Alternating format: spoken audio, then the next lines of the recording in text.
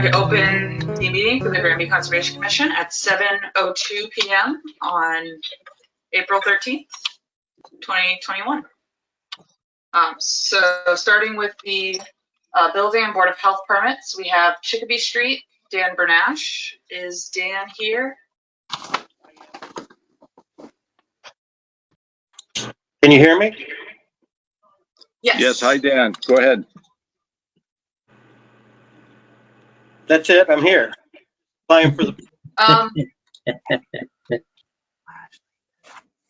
What is the address?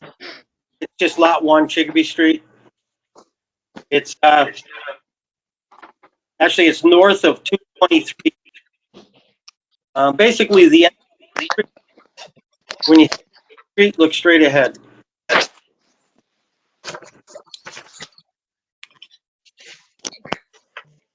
One sec, I'm going to try and pull it up here. Thank you. You said it's across from 123? Of it, same side, just north of. I think I see your screen there, Amanda. Yeah, I'm sharing so that everyone can understand what we're talking about. Okay, great, thank you. But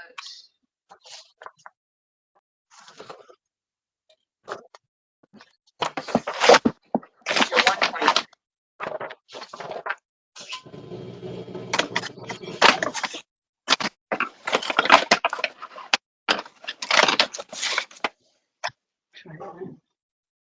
Oh, okay.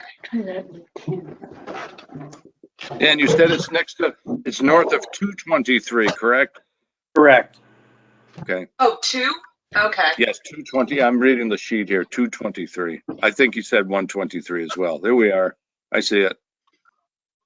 So I turn on all our wetland things.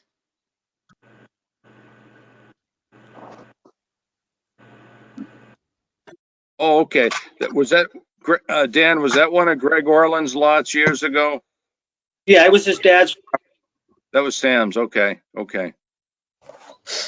Yeah, was there an old cellar hole there one time? No, not right there. That was all excavated. Andrick had material out of there years ago. Oh, I see, okay. I've been I have the right one. 20 years. Okay.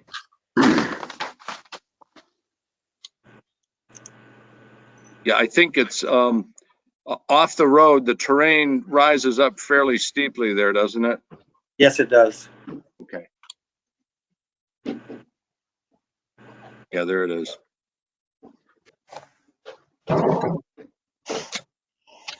So I don't see any wetlands on site or close to the parcel. Does anyone else know of any in the area we should be concerned about? I'm fairly familiar with that territory, Amanda, and I think it's fine. Did we want to make a motion, or should we open it up to the floor? Anyone in the public have any comments? No. I would move to approve it. Second. All right. Aye. All in favor? Aye. Aye. Aye. Great. All right. Building. Very good. Good luck, Dan. Thank you very much. Have a good night. Yep, bye. Bye. Okay, so up next we have Bachelor Street, John Pierce. Is John Pierce here? Yep, present. Yep. So What, I'm 126 Bachelor Street. Thank you.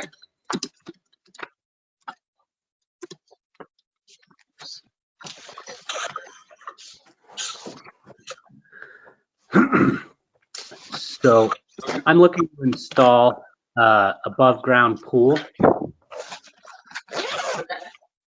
just off the corner of the southeast corner of the house.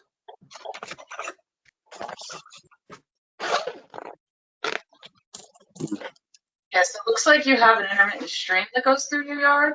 That is correct. I included Oliver GIS and a satellite map to show, because of the inaccuracies of the stream. It's a little further. Actually, this one shows it a little better. I know the Oliver GIS map that I had looked at, it showed like the stream going through the barns. So I wanted to include like the plot plan versus the GIS. Okay. Mr. Pierce, a question Yeah. for you. Yeah. So this 126B plot GIS, you drew that up yourself? Yes. Okay, so you've got the septic tank, D-box, and leach field, is that correct? Yep. Okay, and then in the light blue circle, that's your proposed pool? Yes, that's correct. Okay, what's the other circle next to the pool? Sorry, that was just like a. I also have like the AutoCAD version of the house, so it has like it's like a planter, like a stone flower box. Okay. So how many feet behind the house are you putting the nearest edge of the pool? I believe to the center was 36 foot. Okay. And it's like the center will be like directly off that south corner of the house. Okay. So Amanda, that stream behind the house, are you clear it's designated intermittent? I am not clear, and my computer is running a little slow. So I can try and run it, but it's getting real cranky at this point. Okay. One sec. It's going to be Bachelor Street here somewhere.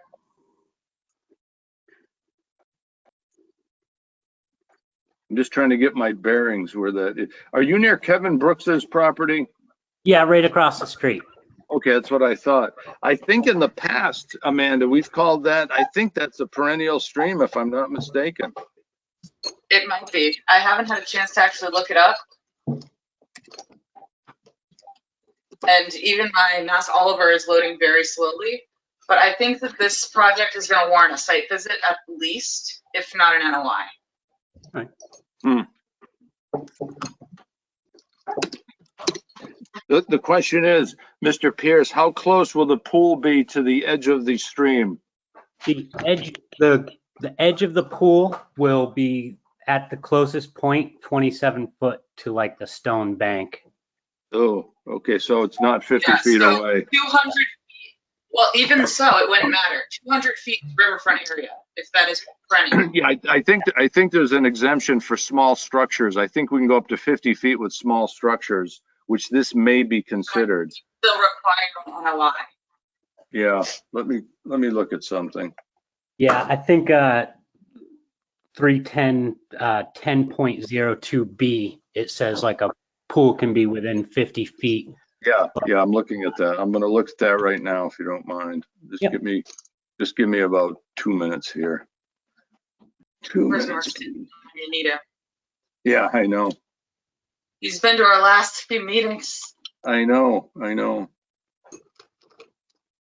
Okay, so here's the question, Mr. Pierce. Is the existing terrain in which you're putting the pool, what is the nature of the existing terrain? It's just like the lawn. I mean, it's level. Okay, I'm just gonna read this verbatim. Conversion of lawn to uses accessory to residential structures such as decks, sheds, patios, pools, so on and so forth, including material staging and stockpiling, is located more than 50 feet from the mean annual high water line within the riverfront area. So it sounds as though if this is perennial, Yeah. it means you are in riverfront, and if you are 50 feet or more from the mean high water line, then you could do this without any further ado. But since you're 27 feet away, I think you got to do a little more legwork. All right. That's my. Would you be willing to move the pool closer to the house? I don't. I could take a look, but there's really not. It's also, to have it delineated by professional, because we do require the mean annual high water line. Okay. If we're going Amanda- to use that foot metric. Yeah. Amanda, do you want to schedule a site visit for Saturday morning? I'm going to be in the MNCC conference all day on Saturday. That's right. Dave or Kevin, you guys going to be available to go out? I would be available, Bill. Okay. Kev, are you available? Hey, it's getting pretty tough for me this time of year. I'm gonna be working weekends. I'm gonna try to Okay. when I get deeper in the season to be available at 9 a.m. Okay, Kev. All right, Dave, so I guess you and I, and maybe we can find somebody else there to go out there with us, but let's put that, Dave, if you would, put that in the agenda for Saturday morning site visits then, please. We'll do it. 9 o'clock, Bill? Yes, sir. Very good. Okay, Amanda, thank you.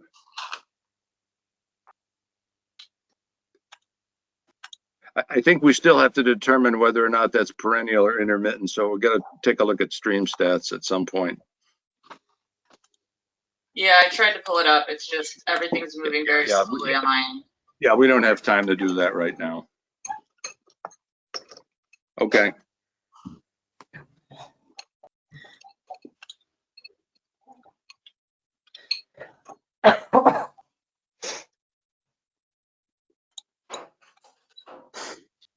I might have it. Oh, Anyway, I guess we could just move on to the next one. It's not working. So the next one is Pleasant Street, Polverini. I'm here. Can you hear me? Yes, can hear you. I'm going to put up a pool, an above ground pool, but I already have a pool up, just replacing it with a new one. Could you say what the address is? For Pleasant Street? Or, thank you. You're welcome.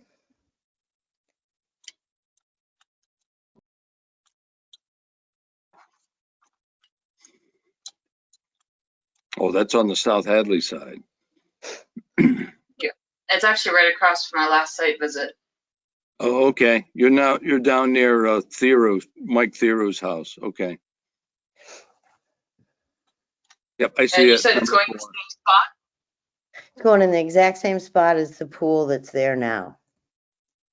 Same exact size and everything.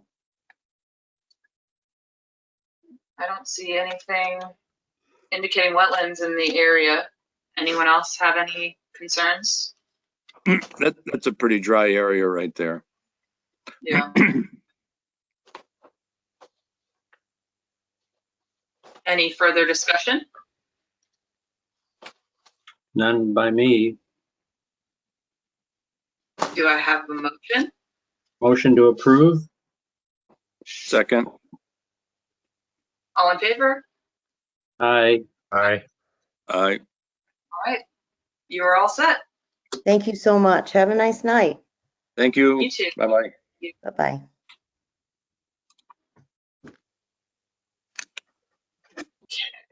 Now the other Pleasant Street project, and is Gary Toth here?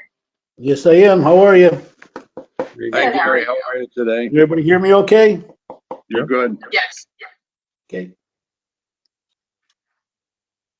81 Pleasant Street. Yes. Yeah, just a quick brief on this for those that remember. Jeff LeBrecq had bought the property several years ago, and he had proposed to do some work on the house. And Gary, Jeff filed for an RDA. We granted him an RDA, did we not? Yes. Okay, and I think there was erosion control. I think erosion control had been specified, and I think Jeff didn't do anything. So Gary is the new owner of the property, and Gary wants to put in a commercial garage. So go ahead and continue, Gary. Well, you're doing a good job, Bill. Keep going. No, I'm only kidding. Yeah, so we're going to demolish the existing structure and put a new facility or a building right in the same location that's existing now and what has already been taken down originally by Jeff. So that house that's there now was longer. He did demolish some stuff, but the existing house is still there. We're taking it down and putting a new structure in the same spot.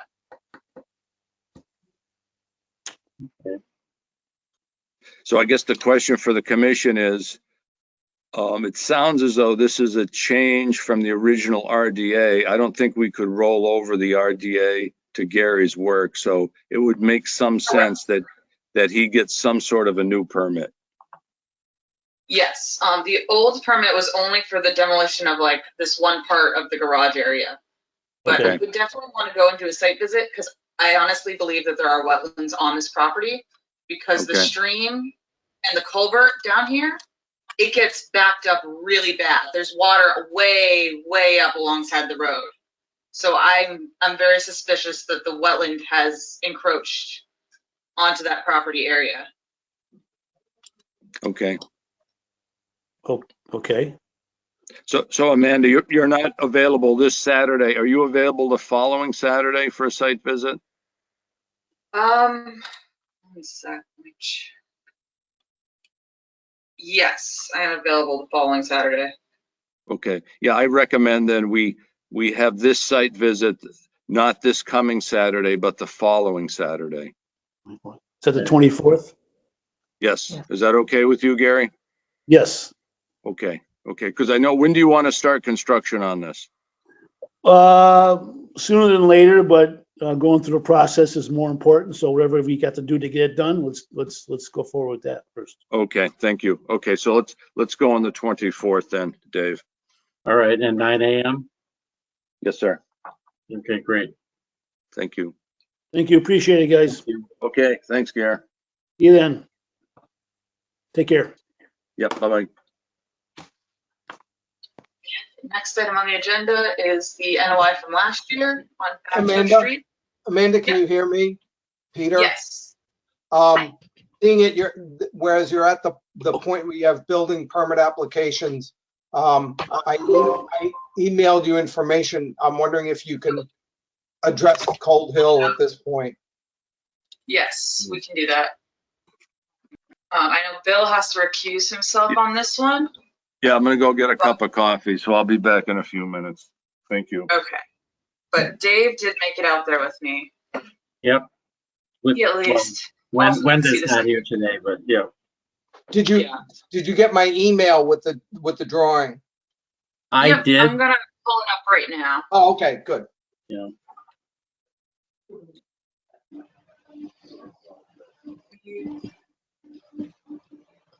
This is it, right?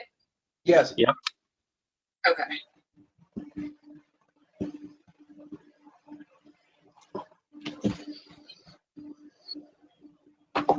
Sorry, orienting myself.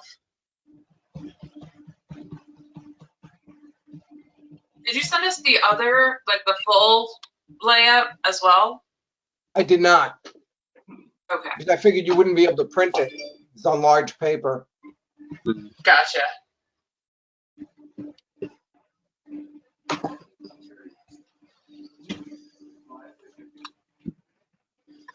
So if do you want me to explain what this shows? Yes, please do that. Yes. Oh, okay. Sorry. If you could zoom in just one click or one notch. Yeah. Yep. So working north to south, so where your cursor is now, that's one of the pin flags that you put on the ground. And that, as you see, it's 147 feet from where the sewer main is going to go. Okay. And then as you scroll downward to the south, the distances of the other 3 flags that we put in the ground that day, those distances are also shown. Okay. So I won't restate the obvious. The distances are marked there. 119, 129, and 127. Yeah. And we did go out and take a look at the site and everything. I think that we can approve this as just a building permit, just based on everything that we did out there and how we have confirmation that it is outside of the 100-foot throughout. I would agree with you, Amanda.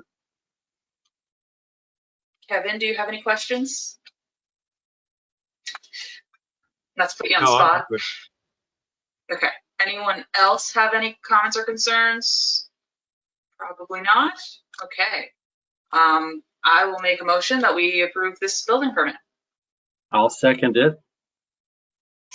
All in favor? Aye. Okay, great. All right, you're all set, Peter. Okay, thank you for your time and thanks for squeezing it in on the agenda there. Yeah, no problem. Thanks for reminding me. Okay, All right, Good take evening. care. You too. Okay, hopefully Bill makes it back in a minute, but we can start this one. Looking at the Bachelor Street project we permitted last year. Heather Comey and Al Joyce. I see Heather's here.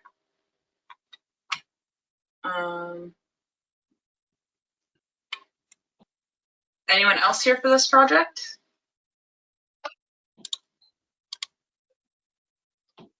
Oh, I guess we're a little early. Sorry, everyone. 7:30. We can't open them until then. It's only 7:23. Yep. So let's do some commentary. We'll get our administrative stuff out of the way. Anyone have any news? The MACC conference is going on. This is week 2. Lots of fun stuff happening. We post the next meeting, which will be the second Tuesday in May, which will make it the 11th. So, does anyone want to make a motion to post the minutes or the meeting? I would agree with them, but I wrote them, so. I'll just do it. I'll post the next meeting for May 11th, 2021 at 7 p.m. Yep. All I'll second it. right, all in favor? Aye. Aye. We're all Bill, set. hurry back. I'm hoping he can hear us. His thing's still on. I went over the minutes, but I don't know if I can approve them without him. Yeah, it'd be good for him to be part of it. You.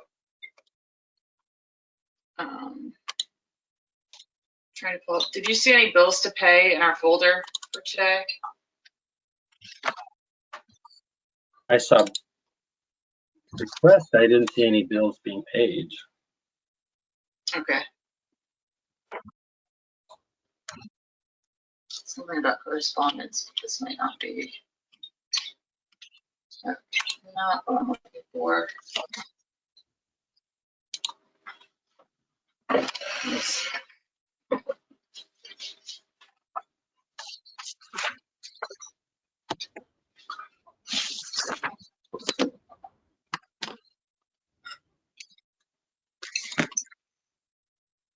Okay, so we're gonna say there's no bills to pay. And Yep, that's we good. don't have the financial accounts. What was that? I didn't say anything, Amanda. Okay, sorry. I think we went through all of these last time. So 5 more minutes. All right, let's look at the minutes from last week.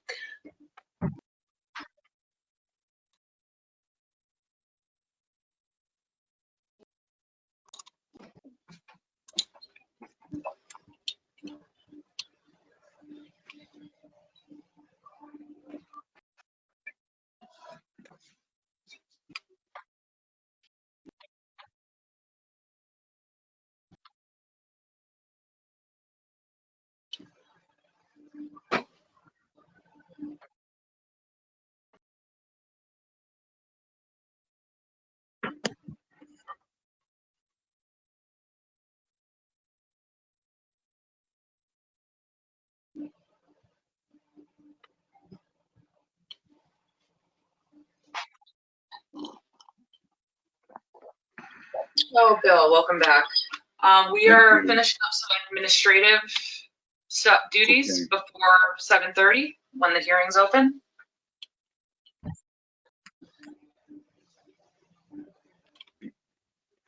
I gotta review, I guess we're reviewing the minutes. At this point, yes. Okay, Yeah. let's see if I can find it. Oh, I should have it up on the screen. Okay. You want me to just take it to the top? Yes, please, please. Tell me when to scroll. Okay, I'm good. Go ahead, please. Sorry, I think there's a delay. Yep. All right.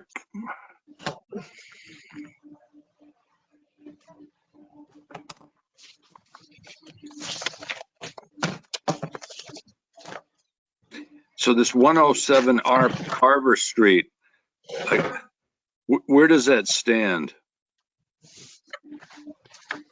I really haven't heard anything, Bill. Who did the site visit?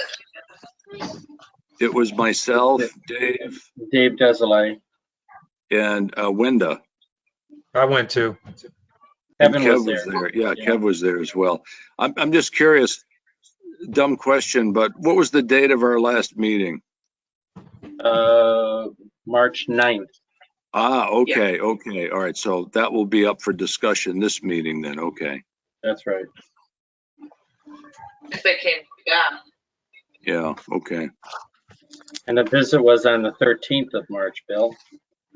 Okay, Yeah. okay, all right. For some reason, I thought we did that a long time ago.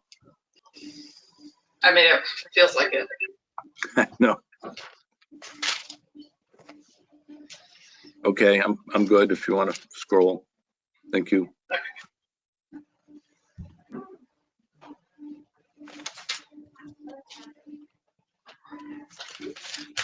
So this Bachelor Street property, Al Joyce, I've heard no information whether or not the galvanized markers have been installed.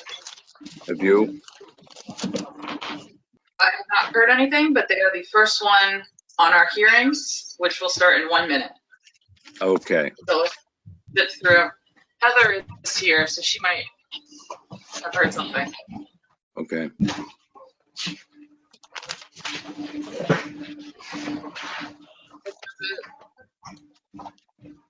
And I think Al Weiss is here for 177 West Street as well, I'm sure.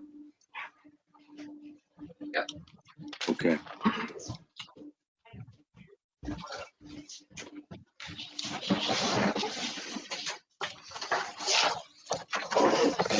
And Emily will be here for the West Street lots. Yep.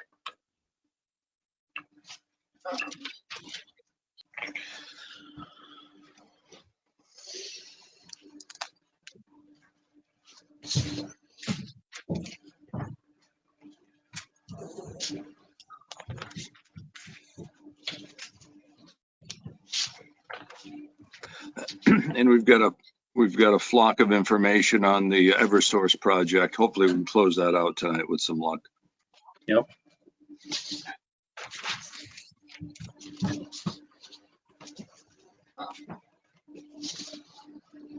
Long meeting. Now this lot 6 Bachelor Street, Ashley Bowman, this has been on the agenda for months and months and months and months, and it is again tonight.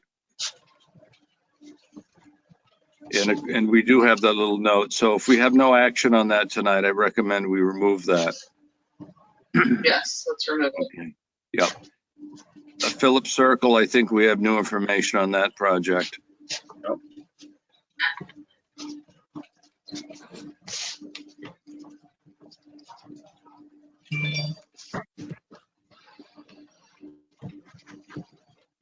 Okay, Dave, excellent this- job as usual. Very, very good. Found a typo.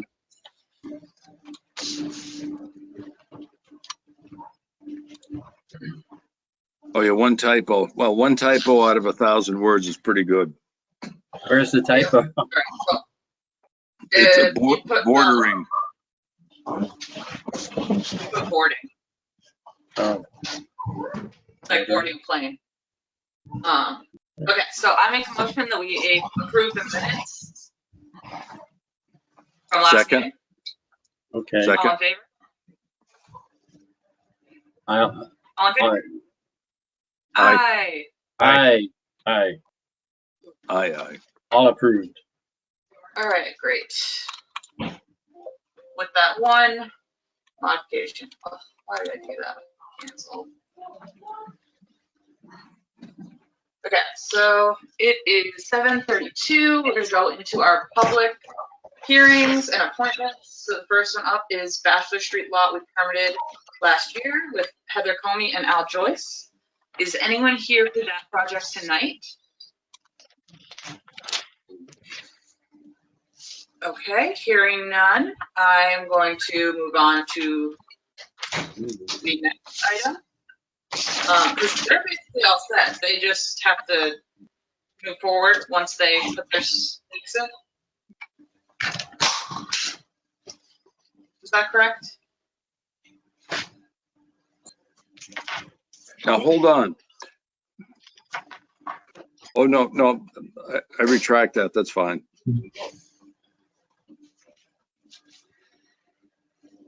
There's a new owner. There's a new owner for the Bachelor Street lot.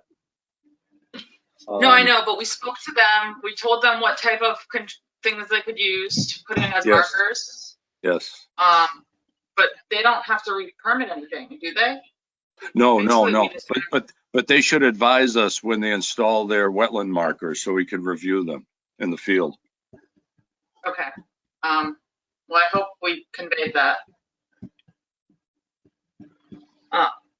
So I'm going to move on to the next one. I don't think we need to continue it because I think it's just outstanding from last week.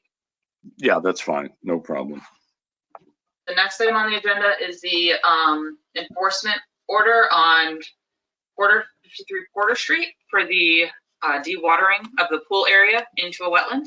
And they've cleaned out the silt and wanted to do a site visit before we close that out. Do we? Schedule it now. Amanda, would you like to be present for that site visit? Doesn't matter.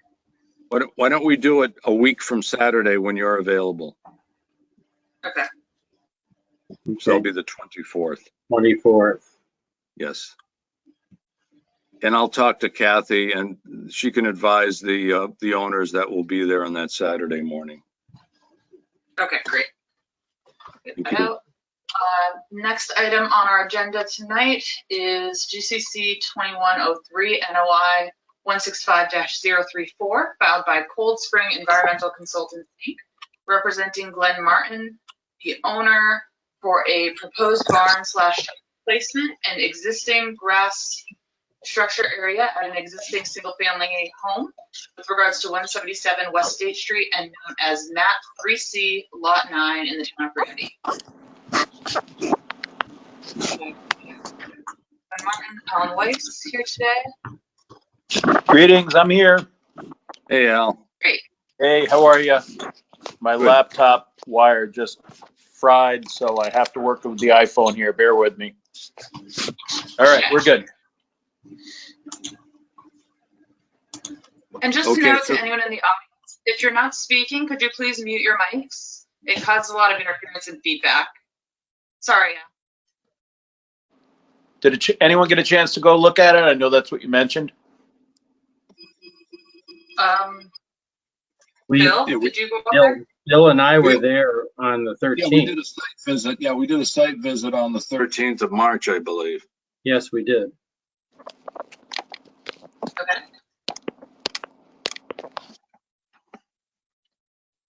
Everything in order?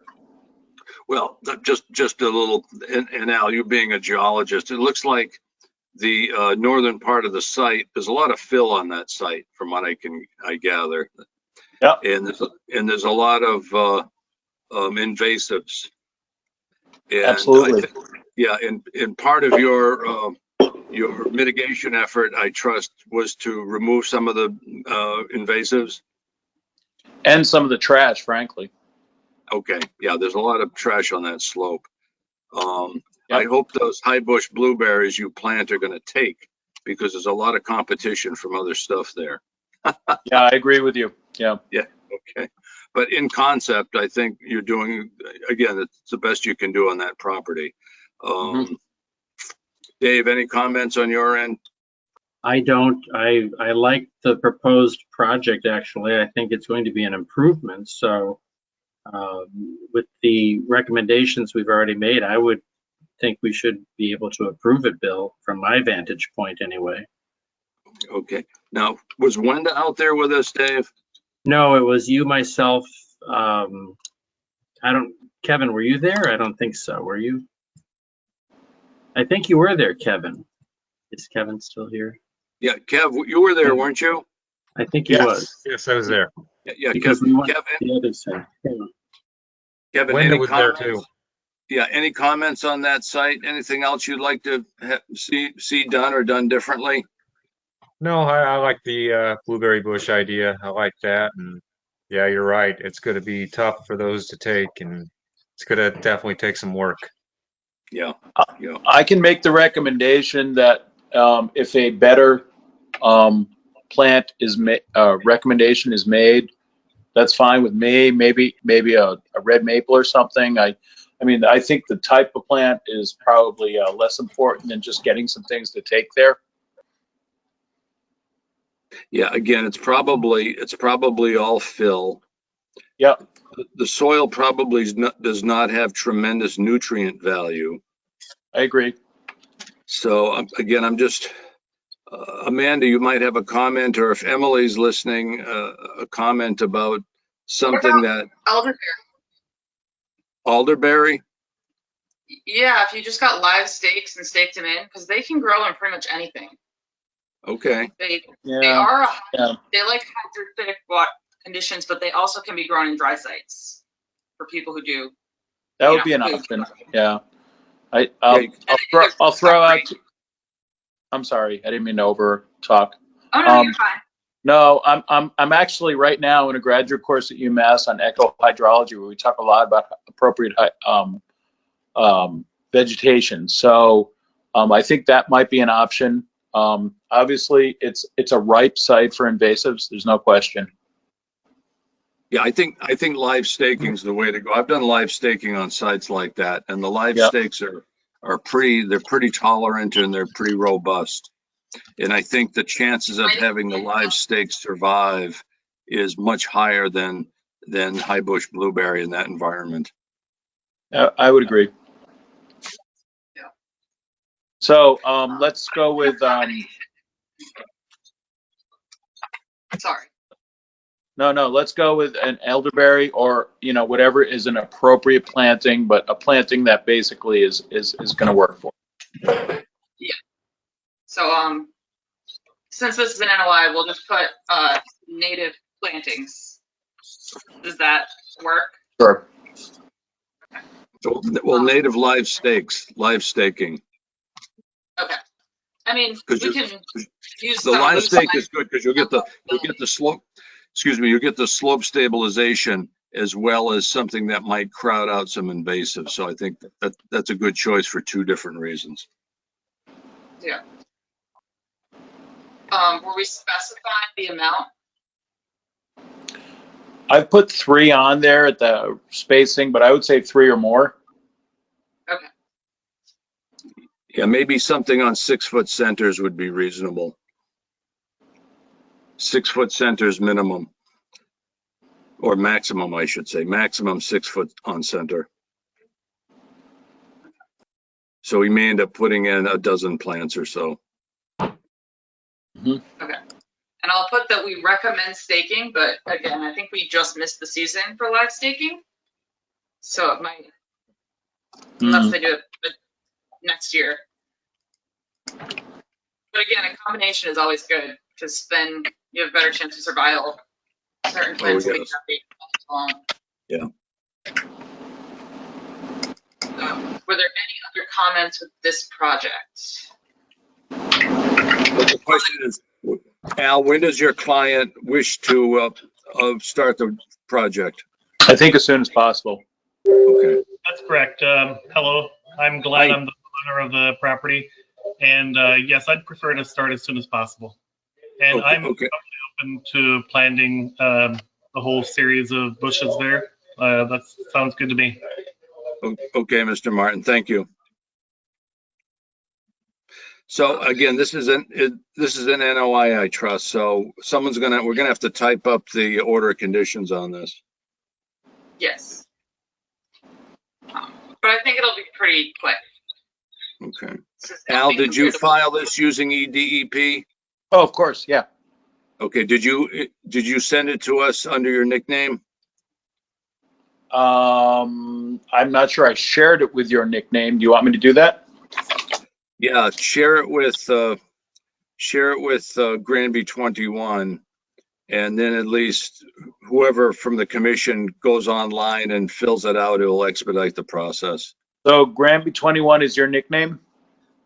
Well, I No. think that's the username. I think I need your nickname. I think it was Granby 1, wasn't it? I'll find it and get it to you. Yeah, I need the nickname to share it. Thanks.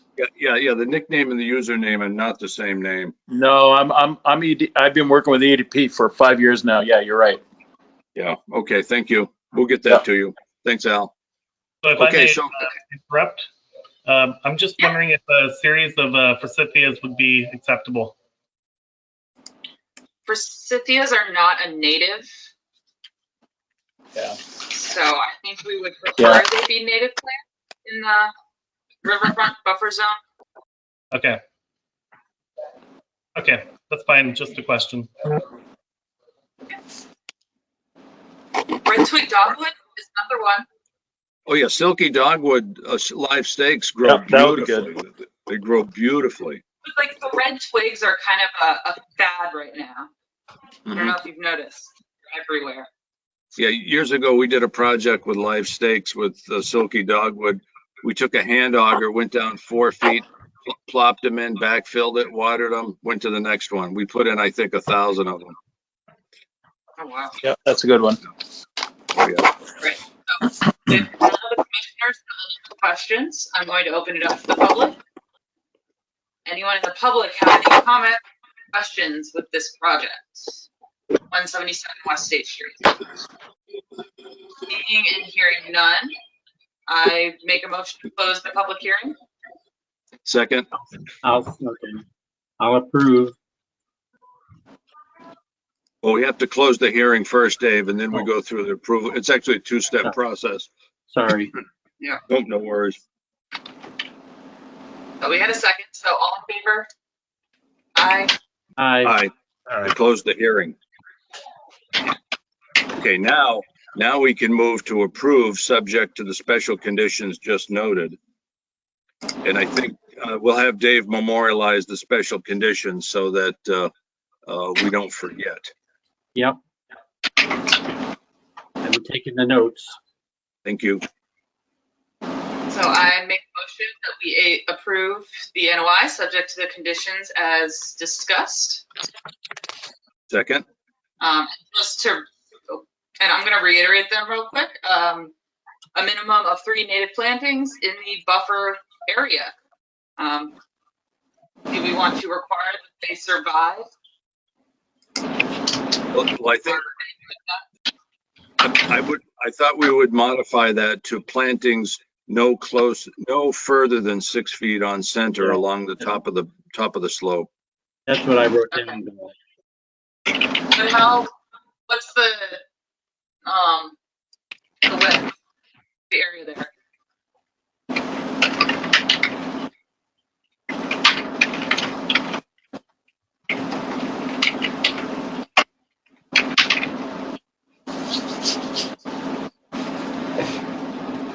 I think it's going to be a lot more than 3 plants. Oh yeah, it would be a dozen plants or so, Amanda. Be about a dozen plants.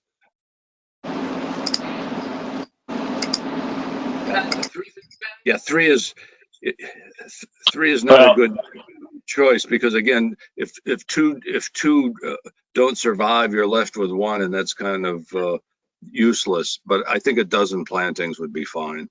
So you're looking at about 116 or 17 feet across the site. Yeah. Okay. And we're talking about 6-foot centers and only 1 row, Bill, not 2 rows. Well, again, I'm just trying to minimize the amount of work. Whatever you think, Dave. What would you think? Let's say Would you a like to- dozen and not get too specific on. I think a dozen's appropriate. Okay, okay.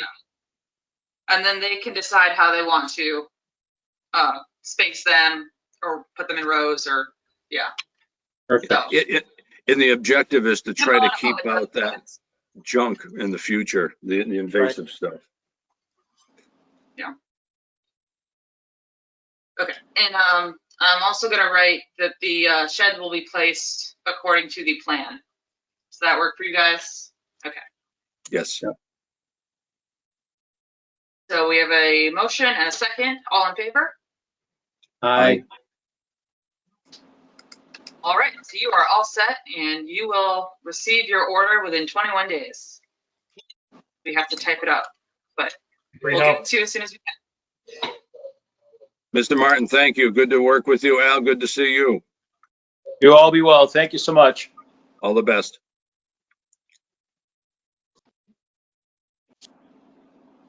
Okay, well done. Okay, great. Item on our agenda is a continuation of an NOI 165-0348 filed by William Chatelain for proposed construction of a single-family house and associated work within BBW buffer zone with regards to Lot 1 West Street and known as Map 3D1 in the town of Granby. So we have Heather Comey and anyone else here for that project? I believe Is Emily. Emily? Yeah. Emily's here. Okay, I recommend we turn it to Emily and Heather can start discussion, and obviously the commission will chime in as appropriate. So good evening, Emily and Heather. Hello. Hello, good evening. I'll go ahead and start. First, just a little housekeeping work that I believe came up during the discussion last month. On the agenda, the DEP file number for this lot, it has a typo in it. So this should be 0347 for lot 1. Yeah. So just to clarify that moving forward. Thank you. We did catch that in the notes, Emily, but we didn't relay it to Kathy, I guess. I remember there had been some discussion. So yeah, just maybe a relay for next time, just so that there's no confusion looking back on paperwork. Yep. So I was able to go out to this site with Heather last week on April 5th.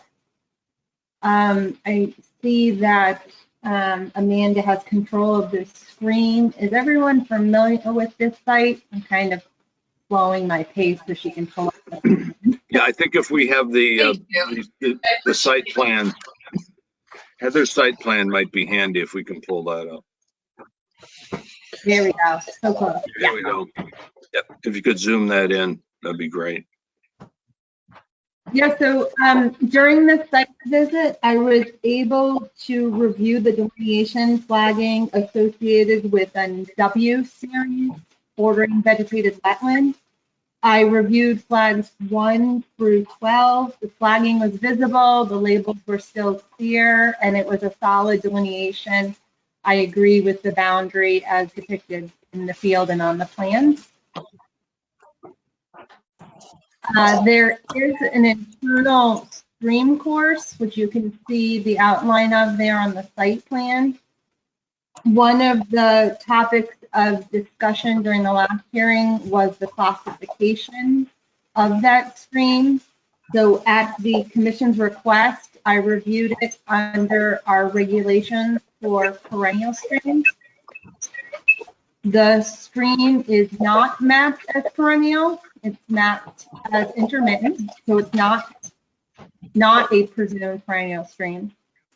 I also ran my own independent stream stat assessment of the watershed, and the stream does not meet the watershed size requirement for perennial stream. So I concur with the designation as an intermittent stream under our regulation.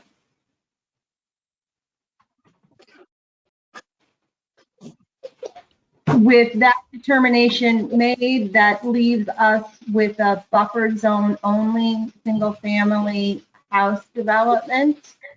And I had provided the applicant and the commission with some comments on how to review those buffer zone impacts and some questions about reducing the size of various footprints and thus reducing the limit of work and encroachment towards the BBW.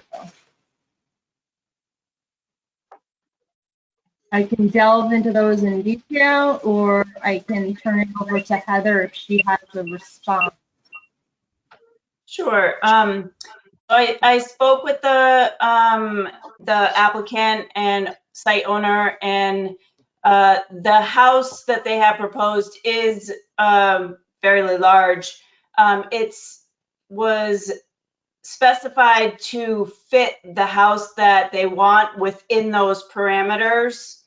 They already have a house picked out, plans drawn, architectural plans drawn up and everything.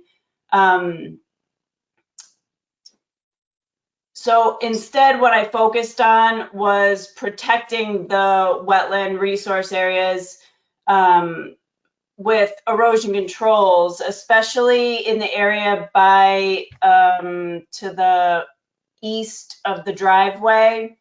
One of the other suggestions or comments that Ms. Stockman had suggested was revising the grading if possible, putting retaining walls. Retaining walls can be fairly expensive, and the grading on that to the east of the driveway is at a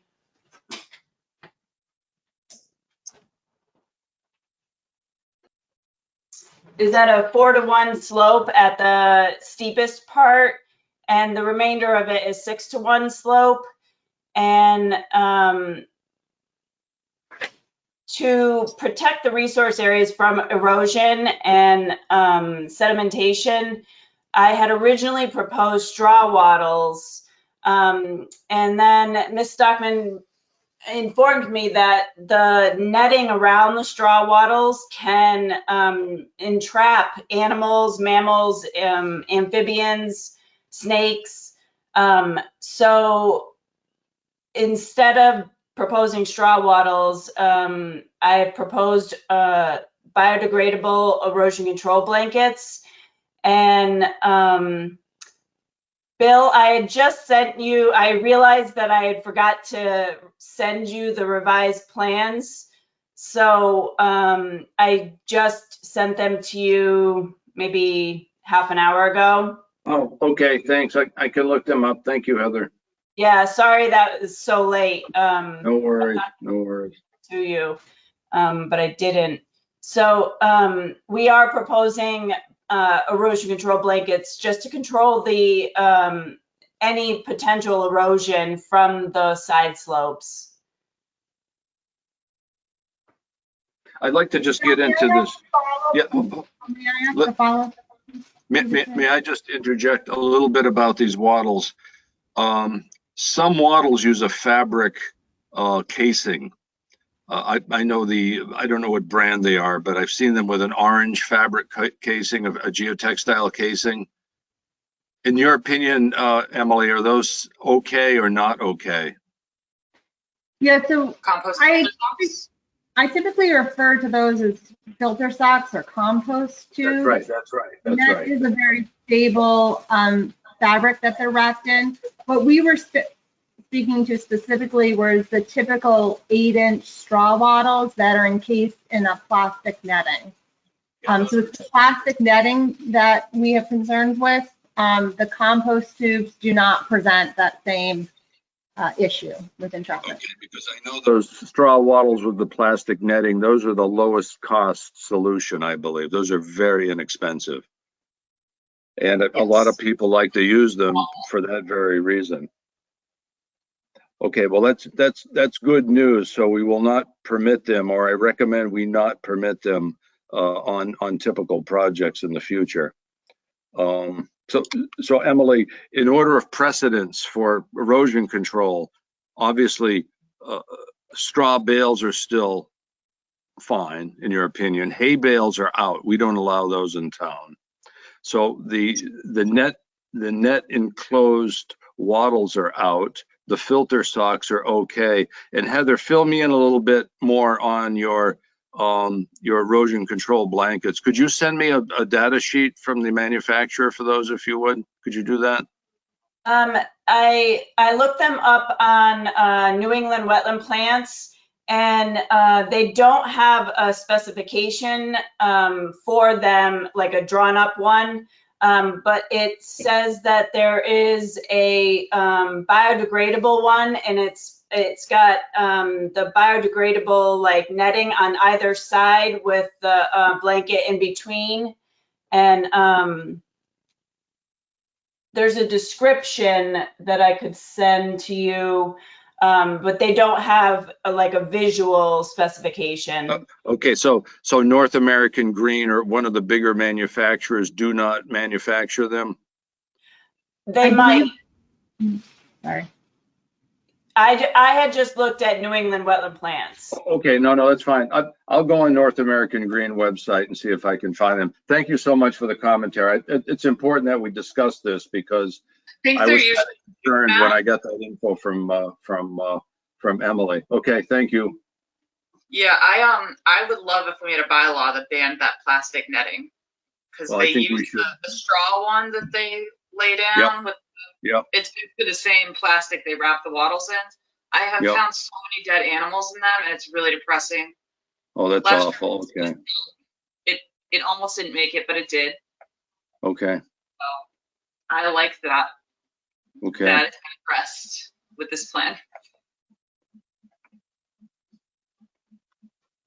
Yeah, I'm on their website right now. They have a product called Roll Max, rolled erosion control. But again, I'll have to take some time at a later date to review all this stuff. But again, you're right. I'm 100% with you, Amanda. Anything with a plastic netting, that's extremely poor, extremely poor.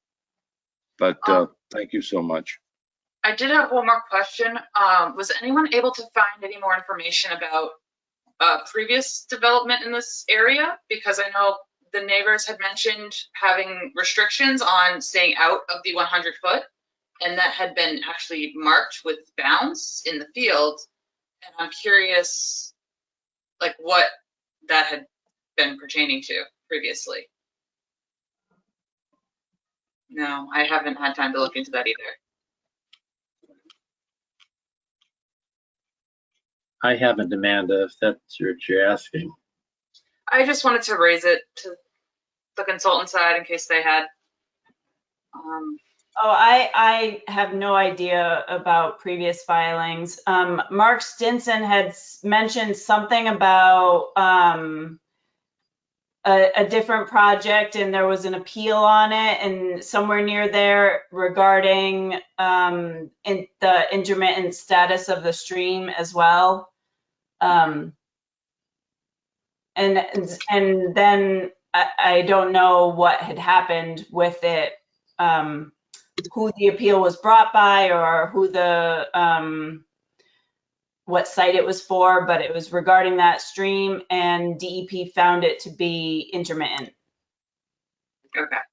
I'm thinking we might want to dig into that a little bit more on our end, just because I'm worried about having there be one rule one year and then having us change it for a different project. Yeah, I'm not sure what's happening there. My understanding, Amanda, the way it was presented by one of the abutting property owners, they were looking to put a garage or something up, and this was a number of years ago, and he was told he couldn't do it because of the location of the stream. But again, Mark Stinson seemed to say that the rules had changed recently, and these were the new rules, and the landowner or the abutter didn't particularly like that because I understood he had some sort of a note on his deed now because of what had happened in the past. but it didn't sound a recent past. It sounded like distant past. Well, if there had been a restriction, like a conservation restriction or a drainage easement or something like that placed Right. in the past, that would be tied to the deed in perpetuity, as far as I understand, or potentially. I guess there's always some things that only last 30 years or something before being renewed, but I Right. think we might want to double check that stuff and see what is actually in place.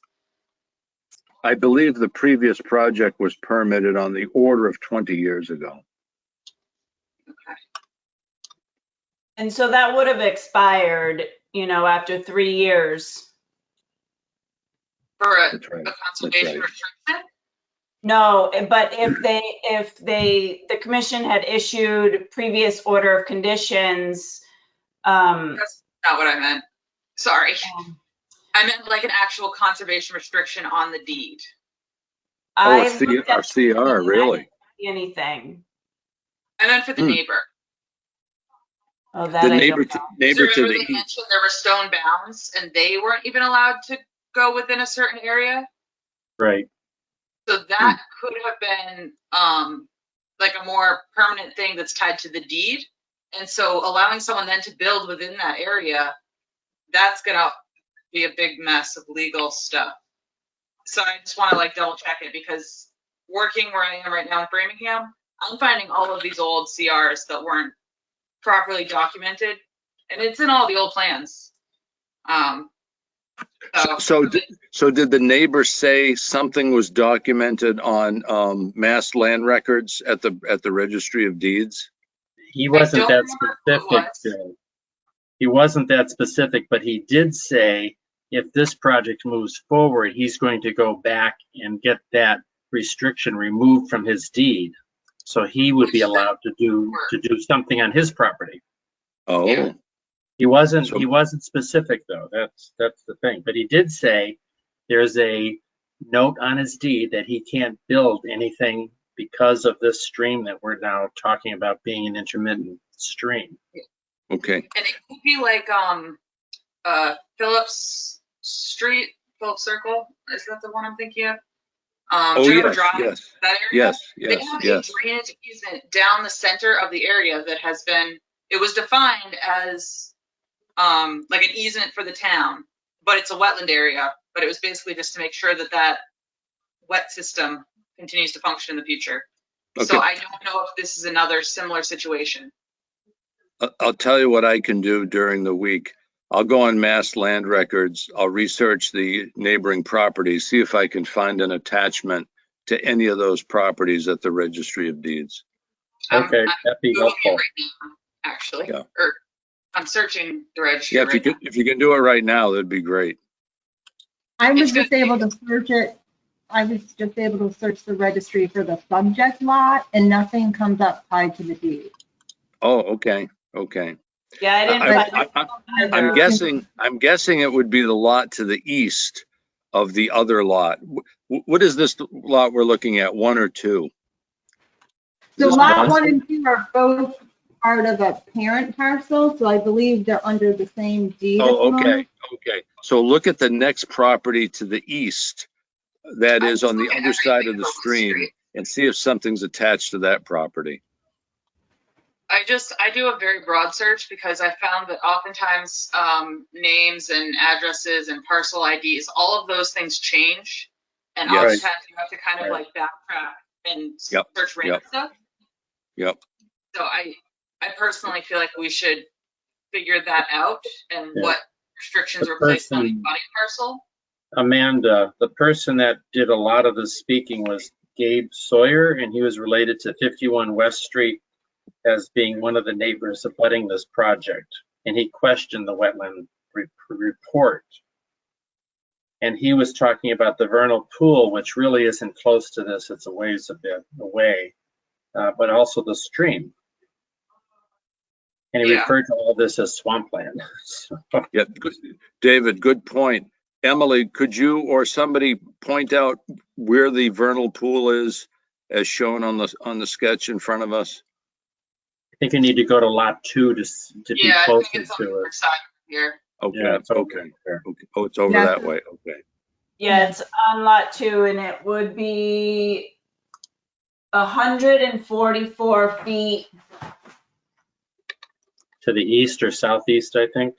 southeast of flag T117. Okay, okay.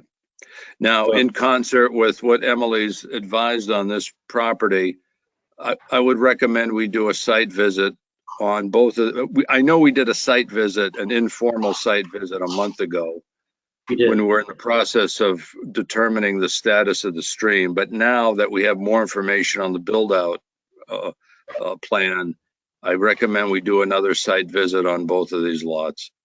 Yeah. On the 24th. Yeah, that would be good because Amanda can join us. That would be fine. Okay. Thank you. Very good.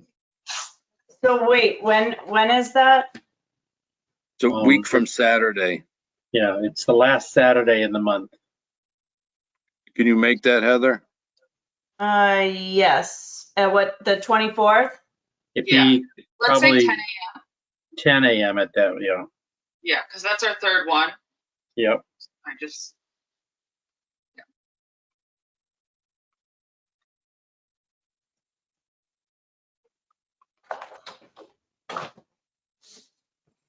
Did any other commissioners have any other comments on this lot 1 right now? I'm going to open it. Do we open it to the public today to ask questions? We certainly could. We Okay. certainly could. In fact, there may be some of the neighbors here tonight. Yeah, if anyone in the audience would like to make any comments about lot 1 on West State Street tonight? Victor, did you? Yes. On mute. On lot 1, I'm looking at the erosion control and grading plan. And on the original NOI, I noticed it was a land surveyor plan. I didn't see any grading for the driveways on 1 or 2, but on 1, I'm looking at now 2 designs here of a house that's 46 by 55. And I'm seeing a septic design that has, is kind of over in the corner. And I notice it says on the septic design that they're going to put a pool liner in their design so they can control the breakout of that area, meaning that it's crammed into the corner of that lot and there isn't enough room for slope towards the abutter, Gabe, or the street. I'm concerned about, I've never seen that in town, any type of pool liner for that. I mean, maybe you could put concrete there or some other thing, but a pool liner, I don't think that would be, I don't think that'd pass Mr. Bombadier's inspection anyway. But also, we were talking about having these posts that were planted on our properties. It went through Gabe's property prior to him being there, and it went through 53 West Street on the my property, and those posts were put in as a buffer where I could not use the property at all. I was told by my attorney at the time of right before our closing. So the seller to me had to go to the conservation or the town and have that lifted in order for me to purchase the property. I says, well, when were you going to tell me this? You know, so it was on my deed. I know it was on Gabe's deed at some point in time, and then it was allowed to close in 2004, in 2003, my wife tells me. We were concerned then and that we couldn't use our backyard, and there was already a shed back there, which was in that buffer area where the posts were. Actually, there was one supposed to be right in the middle of the shed. And now that's all been thrown out, and this guy, this gentleman's gonna put a house right in that whole thing. So I guess that's a moot point now. And then when you do investigate that, I would certainly like to take it off my deed if it's still on there. I thought you said it was lifted in 2003. In 2003, we purchased 53 West Street from Mrs. Kilpatrick, I think, was the owner, Kirkpatrick. Yeah. And we went to closing, and at the closing, my attorney brought up the deed restriction about with these posts. Well, the posts weren't in the property, or they weren't in my backyard when I went out to look at the property, but because they were removed for some reason, I don't know, they didn't want to mow around them, I don't know. And my attorney advised me not to close until that was rectified. So the Kilpatricks had to go to the town and get that lifted so we could release the funds. You know, we were basically have our moving truck was in the yard when we found out about this. So I don't want to go into that. My wife tells me. It sounded like an order of conditions at first, and like it just needed to be closed out and a certificate issued. But that I think would have come before us. They were there. It was an issue at the time. Yeah. And I guess that's just thrown out now. I guess I don't know. At that time, I don't think the stream was intermittent. I think it was after that they decided they're just going to change that perennial stream to intermittent. It just changed. 20 years later, it changed, or 15 years, whatever it was. Okay, I have a question. Which is okay, I guess. I guess that's okay. So, my concerns, septic contours, the contours on the driveway on both lots are on a land surveyor plan, not a civil engineered plan. And the markers, I'm not sure about, and I'm definitely not sure that the septic design is to any code in this town. I have a question for Heather when she's available. Yes, go ahead. I'm all set. Thank you. Okay, I want to chime in later, yeah. Thank you. We're going to get back to your stuff in a moment. I have a couple technical questions now that I can actually see the plan. Heather, thank you for sending that along. Okay, I'm looking at your sketches for lot 1.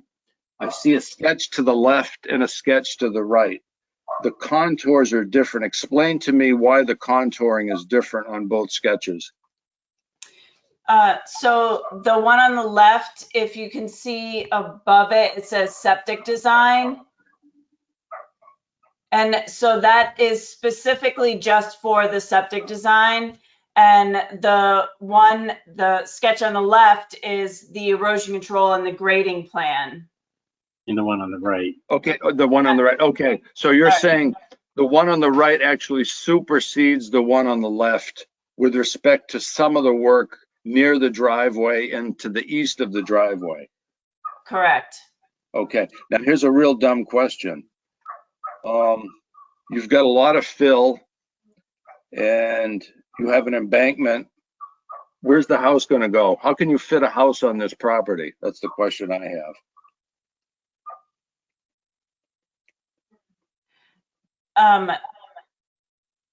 I believe that because of the septic, that's the grade that they had to meet, and they didn't want to have a drive under garage, so that's why the fill is brought in.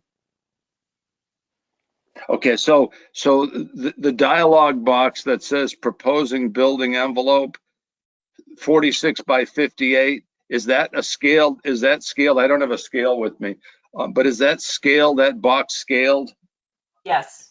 Okay, all right. So that rectangle is 46 by 50, and you've got a patio behind, 24 by 20, and then a deck to the west of that. Okay, I got you then. I see how that is. Boy, it's going to be tough for that limit of work, trying to get a piece of machinery in there. it's going to be a tight fit because the edge of the foundation to your limit of work is, again, I don't have a scale in front of me, but it looks like it's probably on the order of 10 feet or less. Mm-hmm. Oh, okay, so I see. So the sketch to the right supersedes the sketch to the left, which is solely provided for the septic system. I see how that's set up. And one question for Victor. Victor, it's actually standard practice now with Title V to use a 40 mil impervious barrier. I know a lot of people don't like to use them. I've used them before when I've designed septics, but that is actually part of the Title V code. Fine.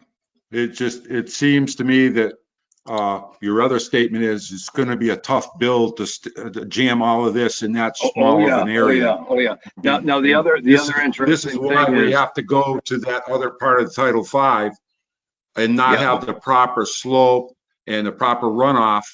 We're diverting to some type of I'm not going to say trickery, but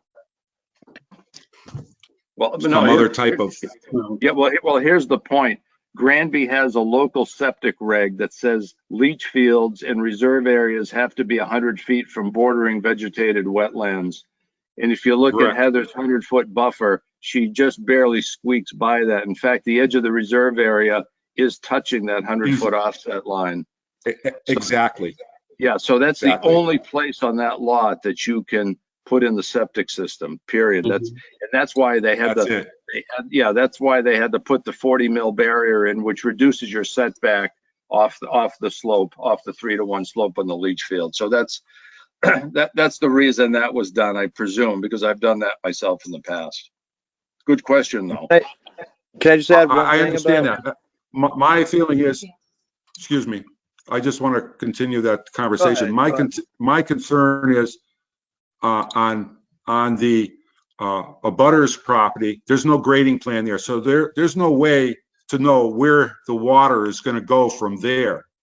You know, once it drops off onto his property, does it go downhill towards the wetland again, or does it just go onto his driveway and whatever along the side of his yard? What I can see by looking at the grading plan to the right, that is the grading plan for the site build out rather than the septic plan, looking at contours 100, 102, 103, obviously from 100 to 103, a drop of rain there is going to head down toward wetlands flags 4, 5, and 6.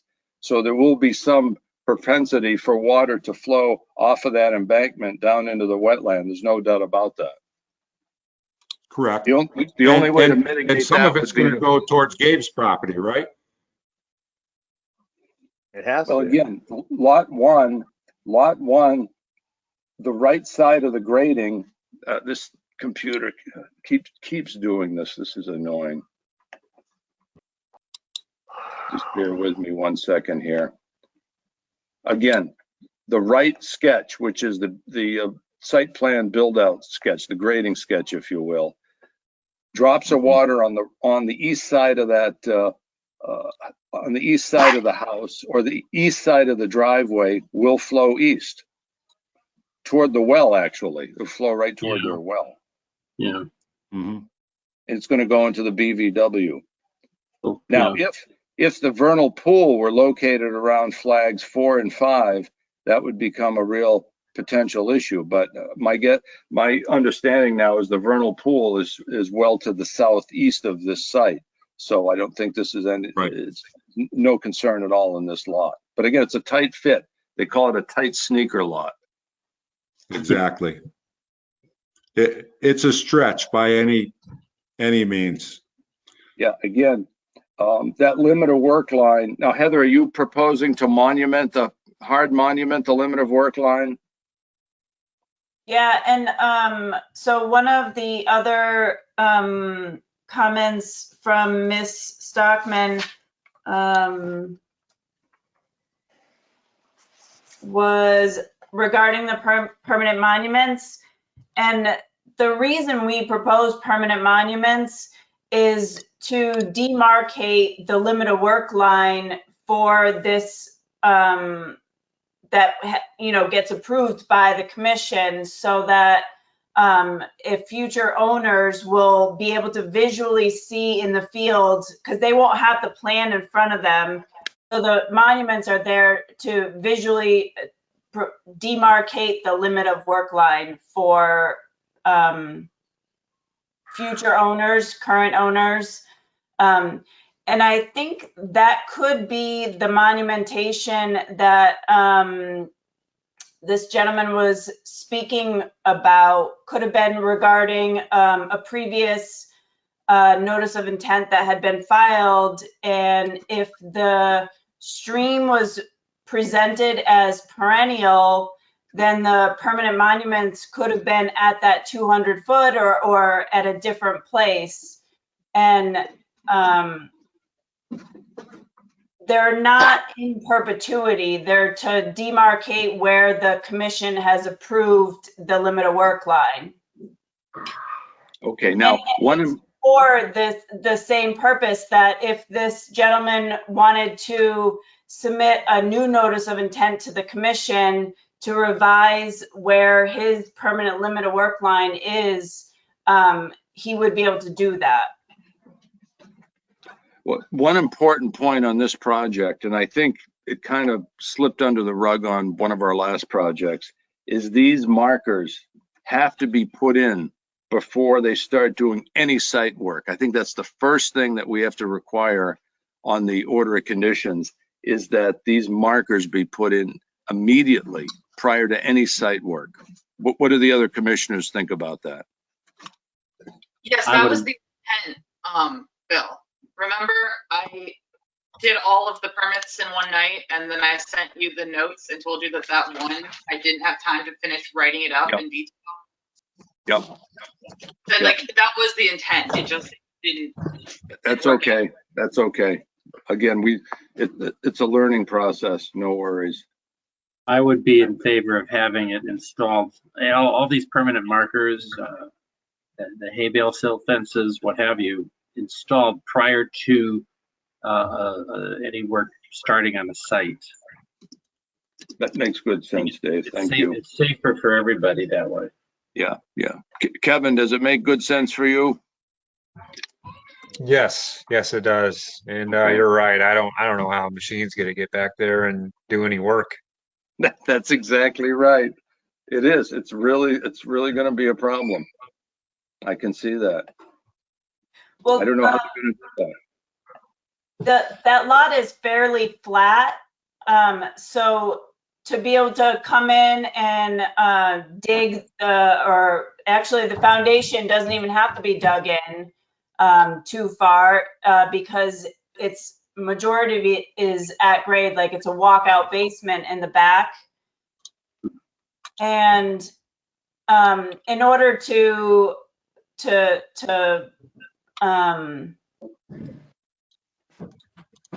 do the concrete for the foundation, they could always pump it. Yeah, well, I'm just trying to envision how the backhoe is going to excavate the trench for the frost wall. And it's going to be. I think, Bill, what we're looking at here, quite honestly, I know Granby tends to be a very rural town, but as we see more and more development like this becomes almost like an urban or a tight suburban development. So it does happen in other parts of the country. How our contractors, how familiar they are with working in tight environments, that's a good question, because normally people have room to spread out here. Yes. In this example, it's a good example. You don't have room to spread out. You have to work in a very tight area. Well, here's the other thing. Let's just play this record forward. Say the markers are in place, they start doing site work. We do a couple of drive-bys. We see them having crossed the monument boundary line. So then we have to issue an enforcement. So the question is, what's the enforcement going to be? You know, what kind of stick do we have? Well, that's it. I don't think that's exactly right. What are we going to say? Don't do it again? Can I add something, please? Sure. Go ahead, Vic. Hi, it's Gabe, 51 West. Oh, Gabe, yes, go ahead. Hey, yeah, just for speaking towards lot 1 only right now. Just the back, Victor, I want you folks to know, and you can even, when you do any site visits, please come see my driveway. On Heather's map where the leach field is, right in that corner, about maybe 10 feet to the left is my driveway. And there, right now, with no build, no slope, nothing, next door to me, it's underwater. And there's like a crack from it being underwater. The rest of my driveway is pretty solid, but right in that point, it all kind of funnels in, and there's already a crack there in the driveway. So you can see that when you come. You're welcome to walk on that part. And then as you guys were talking about that back right corner where the house will be, it's important to know that the flat lot, it is flat. It's similar to mine, but then right with that back lot part where you're talking about backhoe is going to be to build a home, it actually slopes down into the stream, and on both sides of the stream, it's a drop off. So if there was a large vehicle working back there, it's going to be sloped back towards the stream. So that's important to know, which wasn't really shown. It looks mostly to be flat, like a stream running by it. Actually, that's a good point, Gabe. I don't think there probably should have been a little more topography down in the ravine. Because if all that topography had been shown, you'd have a hell of a lot more contouring than you've got there. You're right there. I mean, lot 2, it's a lot higher, like 20 feet down to the stream, but on that, maybe it's 8 feet, 5 feet.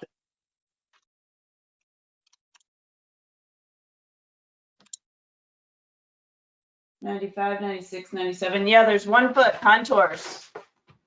From the wetland flags, it does slope down, but above the wetland flags, we have a 25-foot no disturb area, and that area is all fairly flat. We've got. Well, again, we're going to be doing our site visit on the 24th. When are we doing the site visit on this one, Dave? The 24th or this weekend? The 24th is next weekend, Bill. This is the 17th coming up. Okay. Thank you. Well, again, we can look at that on the 24th then. Yeah. Very good. Okay, that's my questions. Thank you.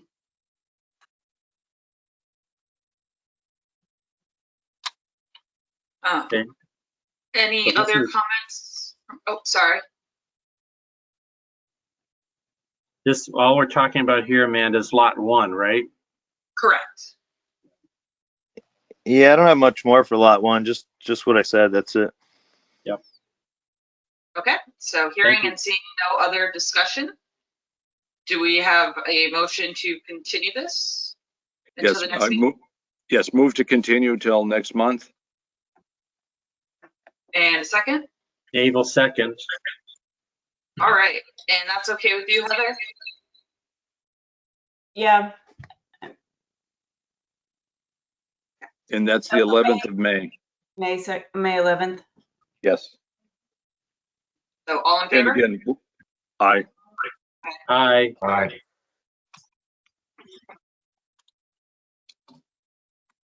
Okay. And again, we'll have the site visit in a week and a half. Yes, and hopefully we will have tracked down some of this background information and we can find out what is expired or no longer relevant and which, if there's anything that is permanent or more long-term. Mm-hmm. Okay, so now looking at the next lot 2, file number might be incorrect again, 165034. Is this 148? Yes, sir. Filed by Will Chapdelaine for proposed construction of single-family house and associated work within BBW buffer zone with regards to Lot 2 West Street and known as Map 3D1 in the town of Granby.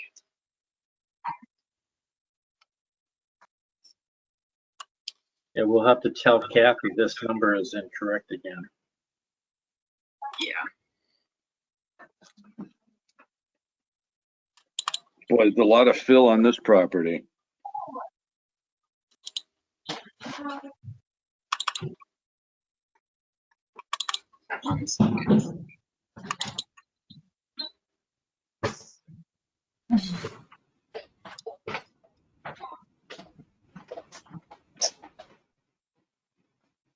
Yeah, there is a lot of fill proposed. Wow.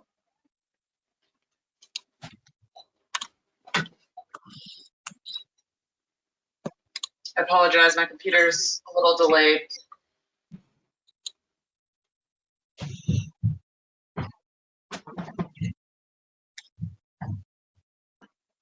You know what I found, Amanda? Is your signal on your Wi-Fi? Do you have all the bars on your Wi-Fi? Yeah, but also my plans, I downloaded them all. So that shouldn't be slowing my computer down. Oh, okay. All right. So they're local then. Okay. Yeah, they're on my desktop, so they should be very local. Yeah. What's this from? Yeah, this is there's a lot going on this site, that's for sure.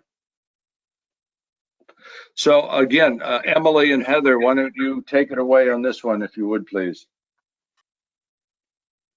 Certainly, Bill. So I was able to visit this lot at the same time, the same day rather, as lot 1, so this is lot 2. Once again, the delineation flagging was clearly visible and legible. I was able to review flags B1 through B21 and T100 through T120. And I concur with the delineation of the bordering vegetated wetlands on this site. We already talked about the stream status as intermittent. It remains true for both of the lots, which then places this as a buffer zone only project. I will point out that where the other site had a limit of work set 25 feet from the wetlands, the limit of work on this lot gets as close as 14 feet from the delineated wetland boundary. I had very similar comments on the proposed work for both lot 1 and lot 2, asking the applicant to, consider the use of, retaining walls to pull back the limit of work associated with grading, inquiring whether or not the building envelope could be reduced. I should also say on the previous lot, there was a question about the proximity of the well and whether or not it could conceivably be drilled at its proposed location, which was right abutting the erosion controls. Knowing the mess that occurs with well drilling, I had a question as to whether or not it would end up extending beyond the limit of work. The well on this site is in fact just a tad, so that may not be an issue, but it is also pretty close to the erosion controls. And also, while we were out on the site reviewing the T-series wetland, we came across an area of inundation within that easterly portion of the T-series wetland. Pretty shallow, particularly the southern extent, but as we headed northeast, the pool became deeper, and we did observe wood frog egg masses in numerous amounts. Wood frogs are obligate vernal pool species. It's important to note that this is not a certified vernal pool, so it does not have that level of protection, but we did observe biological evidence that would certainly meet the criteria for certification. Thank you. Okay. In terms of proximity to the T-series flags, Emily, where is the vernal pool, please? Right here. So I think out in the field, Heather, correct me if I'm wrong, but I believe that the perimeter of the pool was actually demarcated with some pink flagging that doesn't show on the plans, but it's present in the field. Yeah, and I had flagged 4 flags, and I labeled them P100 to P103 along the edge of the pool. And from at the closest point, one of the flags was 144 feet from T112. So if you see. Okay, so So the vernal pool is close to T112. It's between T112 and T103. No, it's actually east of 117, 118, 119. Okay, let me take a look.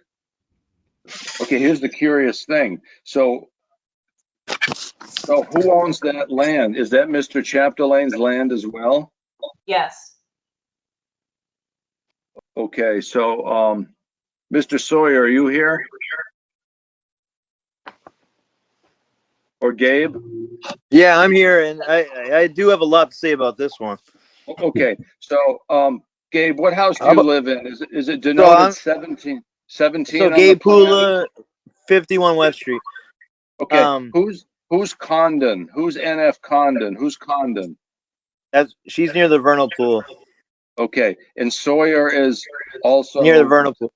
Okay, so the question is, behind the Condon and Sawyer property, that is all Chapdelaine property? Yes. I believe so. Yeah. You know, the curious thing from an academic point of view is, if that property were not Chapdelaine property and they agreed to certify the vernal pool, then this would be a little different kettle of fish, I think. I think anybody can certify a vernal pool, though, right? Well, I'm gonna leave it up to Amanda and Emily to discuss this, and I'm gonna stay out of this one. So Emily and Amanda, why don't you guys chat about this? I'm gonna stand by. So it's my understanding that through a permitting process, a conservation commission is granted authorization to visit properties, and part of that visit can include the collection of data. With that said, it has been my experience that natural heritage strongly recommends that landowner permission be obtained prior to certifying a vernal pool. Yes, that is correct. And if a neighbor were to try to certify it, that it would be like trespassing and might lead to legal things. So I think it's something we could. Yeah, I don't know if we could really do anything to do with it because it's. Well, we could ask Mr. Chapdelaine to certify the pool. He's obviously gonna say no. We can ask him anyway. What kind of additional protection would it have beyond the boundaries of the wetland if it was certified? That's a good question. And the answer is probably none. None That's right now, but who knows what the regulations will do in the future? Because that is a very endangered habitat, and we're losing vernal pools all the time. Again, we can still stand on 1053 paragraph 1. We still can control some activity in the buffer. And again, I think our site visit will allow us the opportunity to obtain that information in a week and a half. I think it's important to just restate that this vernal pool is within the wetland resource. So regardless of the vernal pool status as certified or not, the Conservation Commission certainly has authority to protect the bordering vegetated wetlands. And in doing so, has the authority under 1053(1) to take a hard look at the buffer zone impact. Okay. I agree with you, Amanda, that we have a tremendous amount of vernal pool loss, particularly when those vernal pools are completely isolated. This one has a little bit of a,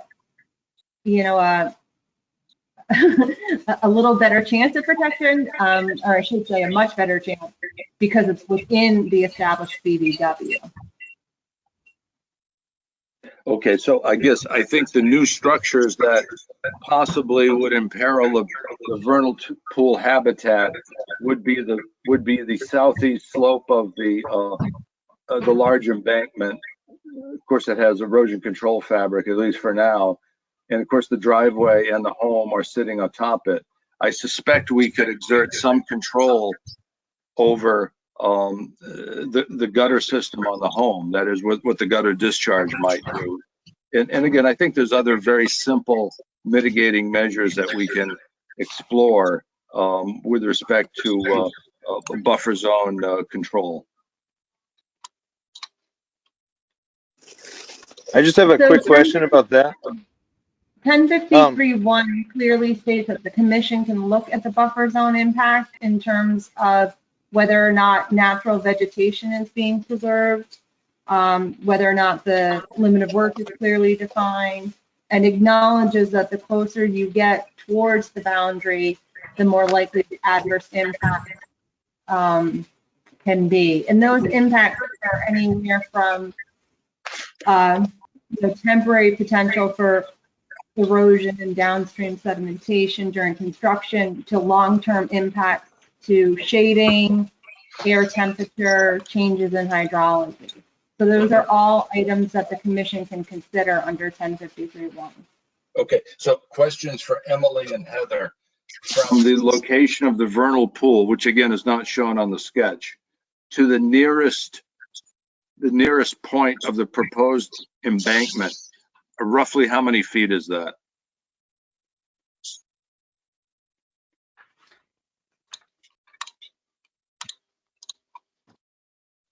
So it's 144 feet from the closest point of the pool, the depression, to the T112. So How about T109, T110?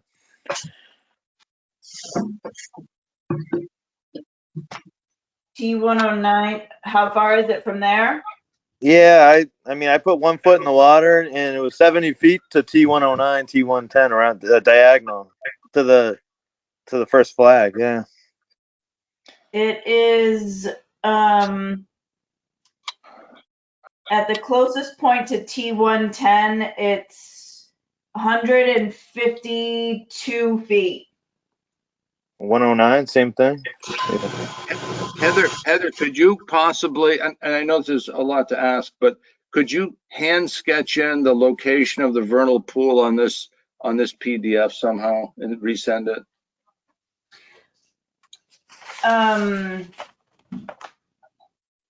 Or you're not set up for that? No, but so I have a survey of it, of those flags. Yeah, again, I would love to see the vernal pool physically on this plan set, so I have a bit better flavor for what's going on. Because I'm presuming it's around T117, 118, but again, I don't know the aerial extent or the shape of the pool. Again, I have no information whatsoever except what we're talking about verbally here. Yes, it is closest to T117, T118, T119, and 120. And Okay. that was the depression. The actual pool with the egg masses was even further east of that. But at the closest point where the pool is, it's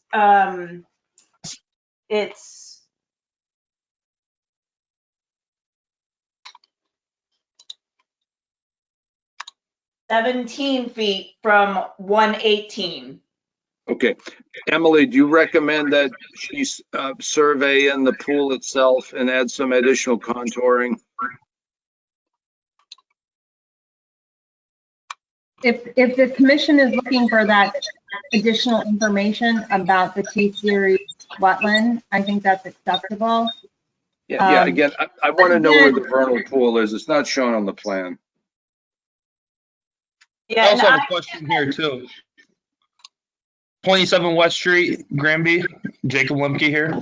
I also have a question. We're talking about the vernal pool here that is very important, but what about the rest of the marshland that's around the vernal pool that I guarantee has these, the eggs of the frogs, and I guarantee there's turtles. I know there's for sure there's snakes also in around the marshland of this vernal pool. I mean, I understand we're focusing right now on the vernal pool, but what about the marshland that's like within a stone throw away from this vernal pool that's in the same area? Yeah, well, thank you for your comment. All I can advise is that it falls under the guidance for bordering vegetated wetlands, and there are performance standards for BVWs. No work is proposed in the BVW. However, work is proposed in the buffer to the BVW, and that's what the commission will be looking at in order to protect the vegetated wetland by possibly limiting activity and any destruction of the buffer. So that's something we'll be taking a look at. But thank you for your comment. Bill, I can, for our site inspection, I can bring the plan that I have that shows those pool flags. Okay. For right now, I don't have the capacity to send that to you. Okay, no worries. Yeah, if you could send them next week or after the visit, or I'll just take a picture of it with the camera, that would be fine, Heather. Okay. Thank you. So you'll have until the 24th to get that info to us. Okay. So any other comments from the neighbors? Yes. Yes, I sir. have some. Yes, here too. All right, can I start, Vic? Yeah, go ahead, Vic. All right. Just that I've been doing a lot of research in conservation, and vernal pools are protected under Massachusetts Wetland Protection Act. The vernal pool behind from Miss Condon's through Jason Groves and Mr. Sawyer's lot, right behind it, is not a puddle. It's 3/4 the size of an NHL skating rink. Frozen in the winter, it appears like such. I just wanted to note, very important is that even if a vernal pool is saved from destruction, changes in the surrounding upland may disrupt the habitat and life cycles of the resident species. Removal of forest during construction to make a lawn, house, driveway degrade the vernal pool to such an extent that all amphibian population will be eliminated. Each year, thousands of these creatures will emerge from hibernation underground and migrate to the vernal pools. And the process of the mating and passing on their genes to the next generation, I'm not sure if you guys know this or it has not been discussed. From the vernal pool, it extends out 1,000 feet from the vernal pool, this whole process of the cycle, the life cycle. So I want that to be noted that so many, you noted frogs, which is great, but there is salamanders walking from lot 2 onto my lot. And when I pick up a stone on my land, another important thing, just so we're not here all night, in 2010, I got conservation to come to my house to approve a shed to be put in, a small shed for my tractor. This is approximately maybe 75 feet from the stream, which is actually lot 1's land, but probably closer to lot 2. It's hard to explain because lot 1 shoots into a triangular arrow and kind of cuts off, touching lot 2 and almost my lot. So Mr. Zimbrowski in 2010 came out. He said he was hesitant to let me have the small shed put on 70 something feet away from the stream. So I'm just in shock that a giant foundation or a home, especially with all that fill, because it's a high water table, be put in when a shed was under suspect in 2010. And then before that, in 2006, when we built, there was a lot of pushback on the builder to install a lot of measures. And our house was under question, like Vic said earlier, to be built because it was spoken about it to be too close to the stream. So those are just things I wanted to note tonight. Of the loss of life that would occur, not to mention the flooded basement, probably in Miss Condon's because it's not as built up as Sawyer's or Groves, and just that in 2010, conservation was very hesitant, but did approve my small shed near the stream, near lot 2, closer to lot 2. Okay, Thank you. Gabe. Thank you, folks, for hearing me out tonight. Okay, just one quick aside before we turn it over to the others. Emily, so according to 1053-1, obviously, we only can regulate 100-foot buffer offset, correct? Up, you're muted, Em. Emily's But muted. yes, that's correct. Okay, Amanda's answer. Emily, you're muted. Sorry. I have a bylaw. That is correct.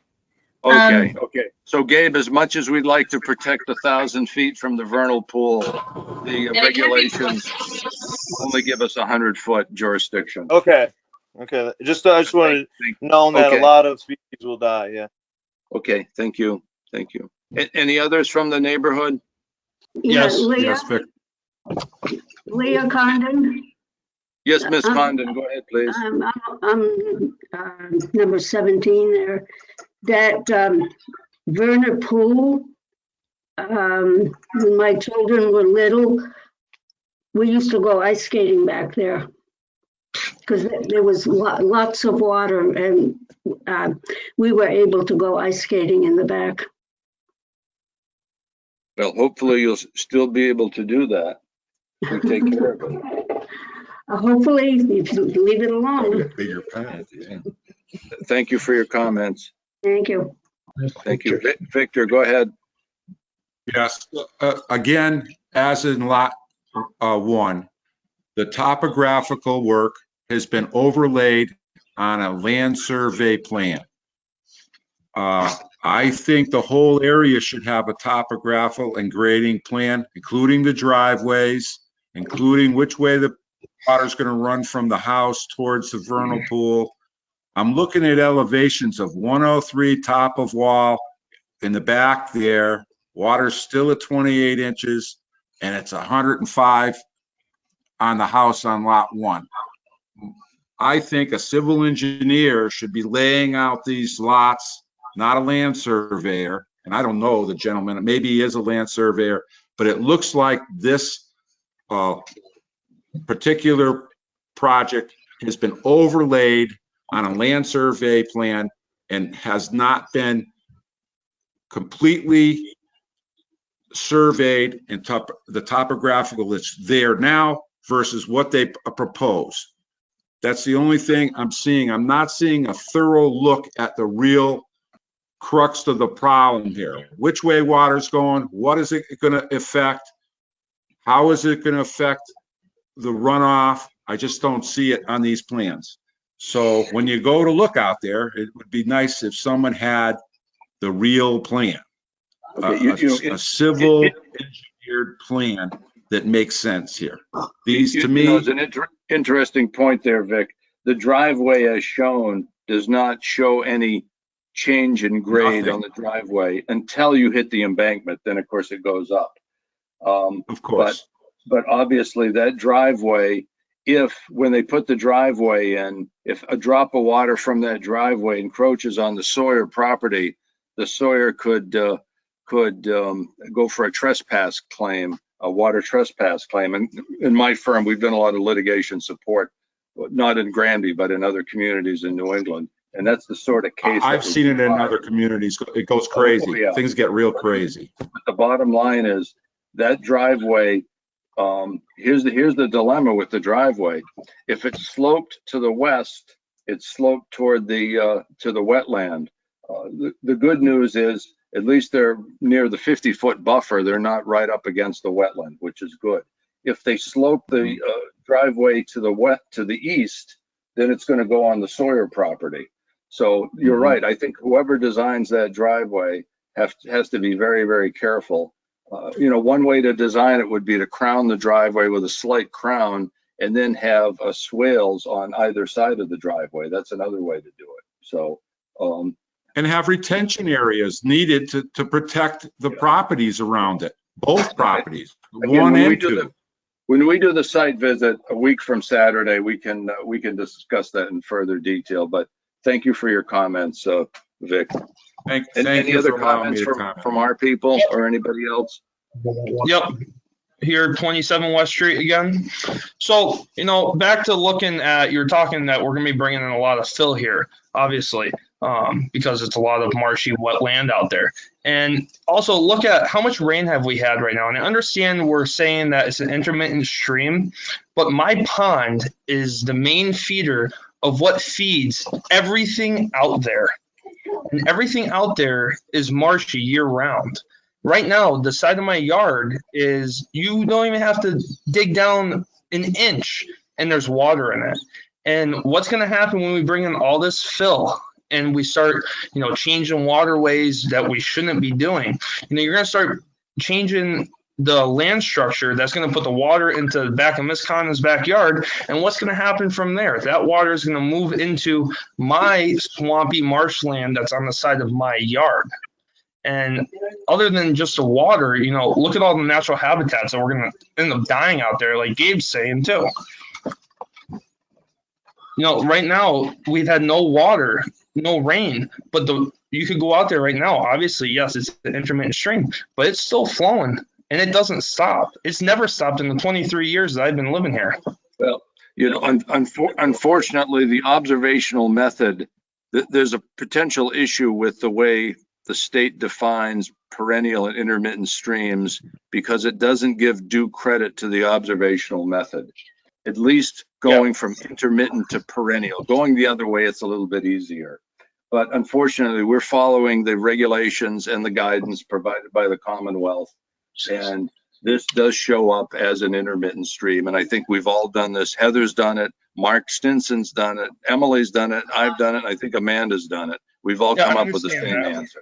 The issue is we don't have bylaws in our town to increase our range of jurisdiction and our protections. If we had bylaws, we could do a lot more, but we are limited to the Wetlands Protection Act, which is these state regulations. And they are very strict compared to other states. So we're pretty good out here. It's just, we can only do so much. So more or less my question is, where's all this water going to end up going then once we bring in all this fill? It's going to end up backing all the way up. And we're not filling in the wetland though. I understand that, but you're going to have impact the wetlands. But you're going to have the runoff from the property. It's supposed to be designed to theoretically not have that happen. Actually, I'll bring Kevin in on this one. Kev, if you look, I don't know if you have this plan in front of you, but there's a large embankment which resembles a big T at a golf course. And say they fertilize the you-know-what out of it. Obviously, some of that fertilizer material is going to end up in the wetland. Yeah, and then you're going to have eutrophication. Yeah, see, that's an interesting point. Again, depends upon how often they fertilize turf. Can I just add one more quick thing, guys? Just about what we were talking about is the entryway, this access way, this 80, 100 foot access way, it's very thin and it runs not only on raised property or touching it, but also close to the stream. So, look at that. Does that look like, would the planning board approve of that? Like it's a horrible plan, that access way for lot 2. And then lastly, you mentioned about going the other way of changing it back to perennial. It's I don't know if you said it's harder, but I want to note too that the 2 farmers I spoke to on the other side where the stream runs from underneath West Street, I spoke to Mr. Abramsky and Mr. Andrade, and Mr. Abramsky told me this was once a perennial stream. That the place that, I don't know if it's the DP, but someplace on Russell Road in Hadley told them this.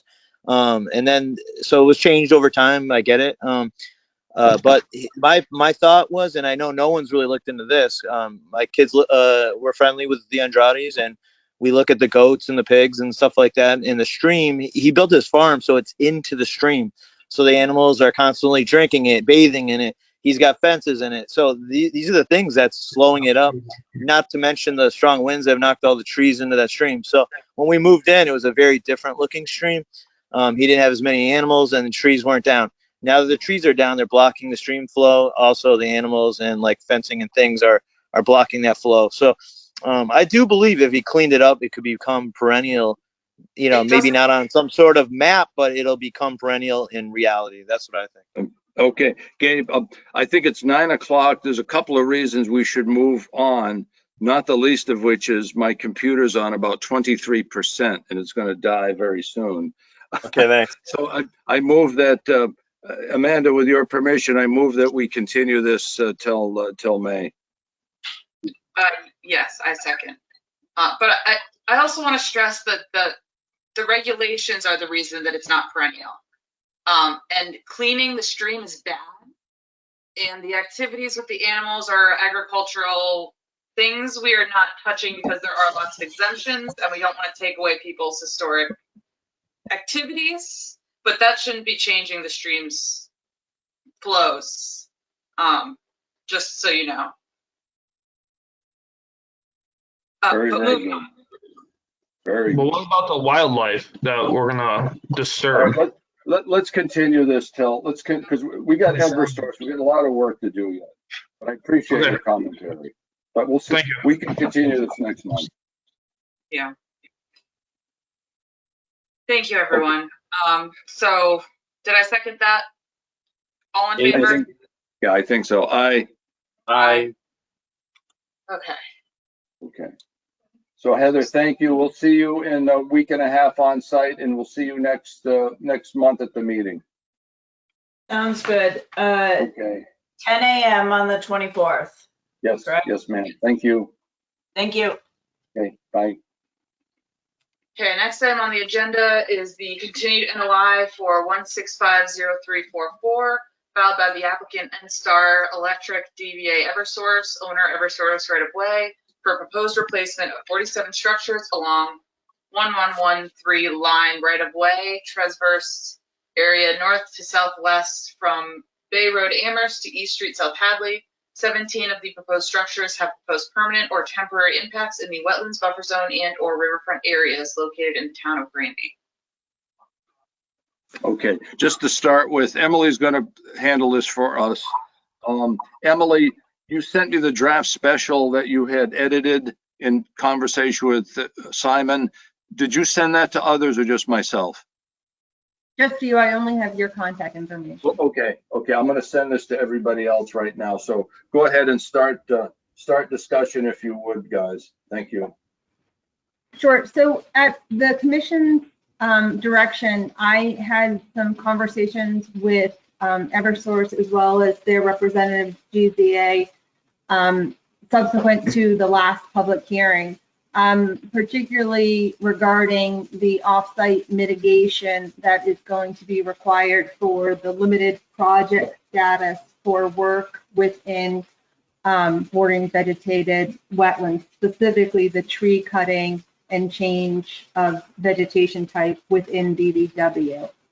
I believe it was last week that Eversource submitted to the commission their most recent revisions of both the proposed project plans as well as the proposed conceptual mitigation plan. Before we delve into the draft special conditions, I think it makes sense for either Dan or Simon, if they're present, maybe to just provide the commission with an update on the changes of the plan, and maybe speak a little to the details of the mitigation, off-site mitigation, just to fill them in and bring them up to speed. Certainly, Dan Ditchie with GZA for Eversource in this project. I don't have the, Simon, do you have the most recent plan set?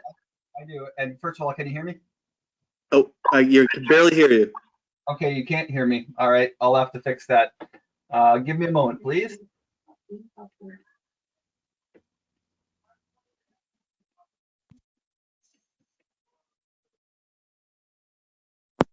Any better?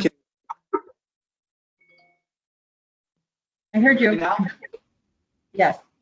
You can hear me now? Very subtle. Maybe I'll turn my volume way up. Okay. Can everybody else hear me at all? Yep, I can hear you fine. Okay, thank you. All right, thanks very much, Emily. Yeah, Simon Hilt here representing Eversource. So we did have a few revisions to the plans. I'm not sure if, am I able to present them? Do I One need to- sec, maybe, I might be able to do something. I guess if you make me the presenter, then I can share the map sheets.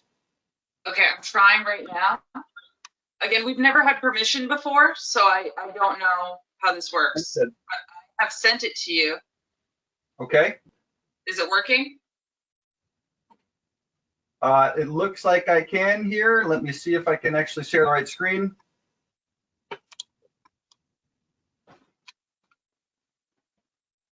The wheel is spinning. Here we go. Okay, I believe you should be looking at a plan sheet now. Can you see it? Cool. Yeah. Yeah, well done. Yeah, very good. Excellent. Thank you very much, Amanda. So the first change to one of our sheets is not one that has much bearing on the filing here. In the original filing, we had proposed an off right-of-way access. If you can see my cursor here, it's this purple dashed line that would have left the right-of-way and entered into some property owned by DCR. This is on the Holyoke Range here. Because discussions with DCR were taking longer really than the project could tolerate, we have eliminated that off right-of-way access, and we've re-engineered. Basically, we've determined that we can stay in right-of-way here. So that's really the only change here. So in this sheet, we've got the inset showing the old access, and now what it looks like, which is basically we have eliminated this. And because we're going to be doing some grading of this area, we'll have access in right-of-way. The next sheet here, the changes that you can see from the original sheet that I'm highlighting with my cursor here to the revised sheet is basically in reviewing the aerial photography of this location, Emily and Dan and I determined that there are some additional side channels present associated with this unnamed perennial stream here. So I've got my cursor over one of them here and another one here. And so by adding those, digitizing those in and adding them to the stream, that bumped out the riverfront area slightly here. You can see what it looked like on the previous plan, where it had basically shaved across this edge of the work pad here, and we had proposed matting that work pad rather than doing any grading and gravel. Because the riverfront area bumped out a little bit, this section right here, we converted from grading and gravel to matting as well. And it also includes now this 348 square feet of tree removal. That has been reflected in the revised WPA Form 3 that we submitted along with our most recent response to the commission. On the next sheet here, we also revised the limit of riverfront area. There are several braided channels within this marsh system here. So while you can see this large one here, there's another one a little bit farther to the south, which is another main channel. So we revised our limit of riverfront area based on that channel. All of the structure work and civil work within this area is in bordering vegetated wetland already, so it was already proposed to be timber mats. So what this did basically by revising the limits of riverfront area was to include this area of tree removal that I have my my cursor over here. So that's an additional just under 2,100 square feet of tree removals, and again, that was reflected in the revised form. I think that is it as far as the revised map sheets go. Oh, actually, no, sorry, one other thing. The corner of this work pad at structure 10270, previously this had been shown as gravel. Emily had expressed some concern, or the commission did, about the proximity to the limit of BVW here. So we took another look at the site here, and we determined, although there is a bit of a slope here, it's not such that it prevents us from matting this area. So we've converted this portion of that work pad to timber mats. That is it for map changes. So unless there are any questions on any of the maps here, I'll gonna swing back up to the mitigation concept figures that we had provided. Okay, so let's see if I can zoom out here. Here we go.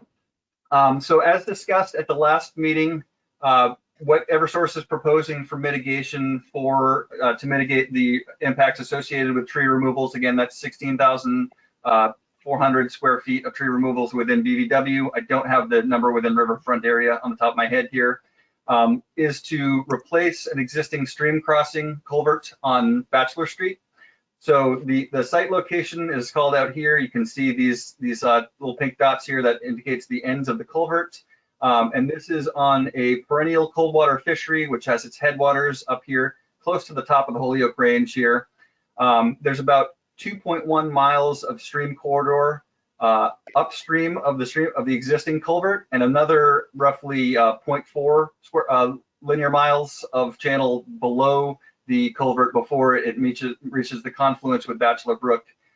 So what we have tallied up based on just a simple GIS review. So again, this is not based on a field delineation, but based on a review of buffering riverfront area off of the stream alignment and looking at the Mass DEP wetlands layer. We figured there's somewhere in the order of approximately 135 acres and change in Riverfront area along this stream, the entire 2.5 miles, and somewhere in the order of 53.5 acres of BVW along the stream. So essentially removing the existing culvert, which I'll show you a picture of on the next slide up here, will substantially reconnect this area by allowing substantially improved passage for aquatic and amphibious species. Also, the design would include what we refer to as a terrestrial bench. So there will be a bit of a high side on one side of the channels, which would allow things like fox, skunk, possum to be able to pass through the culvert, thereby avoiding passing over the road here.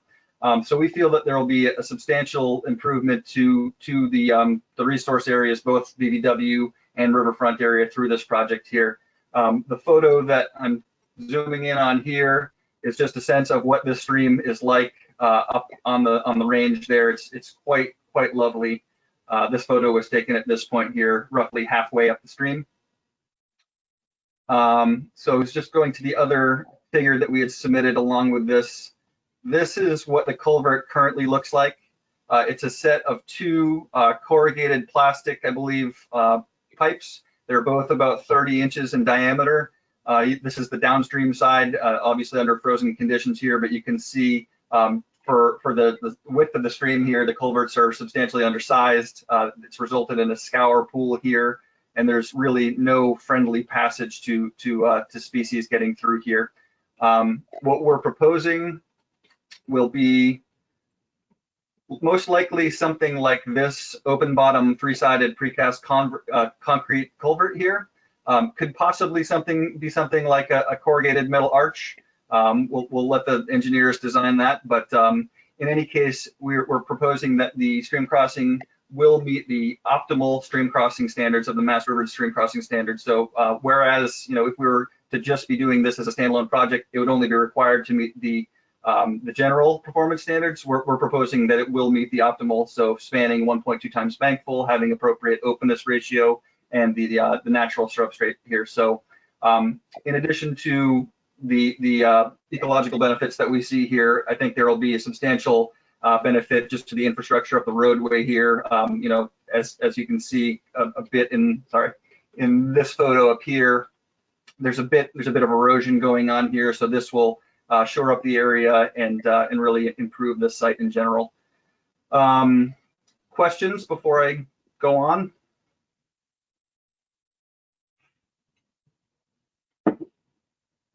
Can you still hear me?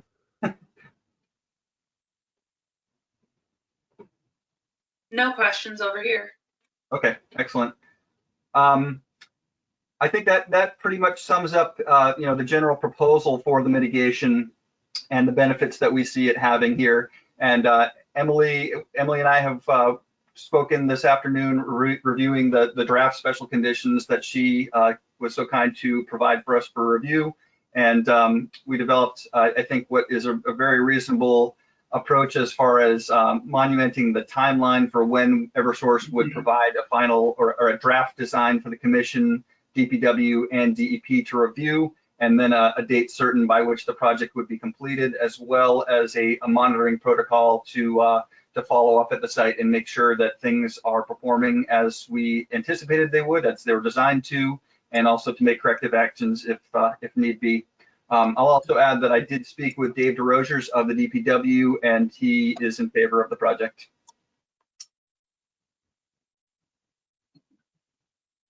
I think Simon, a quick question for you. Sure. What is the nearest house number where the proposed culvert is located?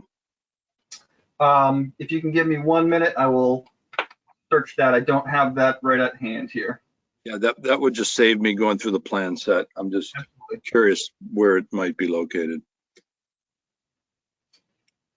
Dan or Emily, if you have anything that you'd like to mention while I am searching this address, feel free, but it'll just take me a minute. Bill, were you able to email the red line conditions? I did. I sent it to the others. They should have it right now. Yes, thank you. Extra is yellow lined. Amanda, did you receive it? And if so, once you have the screen back, you might want to project that for the commission. Okay. Yeah, I did receive it. You do? Okay, good. The one that you sent me, it doesn't look like it's redlined. It's yellow lined, I think. I only see one thing. It says email address is highlighted, but that's the only. Well, or I could share my screen. We're doing that, and I have it available. And actually, Simon probably has it too. I do actually. I could put it up if you like. Yeah. Emily did the revisions and track changes, so if those are turned off on your computer, that might be the reason here. These are the conditions if you can see them now. I believe they should be up. Oh, actually, my document is different than your document. Let's see here. These actually I don't know if you can see my screen. For what I know, this is not easy. I can't see yours, but I believe this is the draft that Emily had sent. With you I think the margins are set up a little. It was formatted a little bit differently, but I'm just looking at the text. I think is the same. The changes are the same. Yeah, the margin is a little bit wide because I think it calls out some of these formatting notes on the side, which I can. Yeah. In fact, what it did is it all the changes are in gold on mine and it's red on yours. So yours is truly red lined. Mine is gold lined. That's fine. Okay. But I guess she's got the key dates. Emily, you've got the key dates 1, 2, 3, and 4.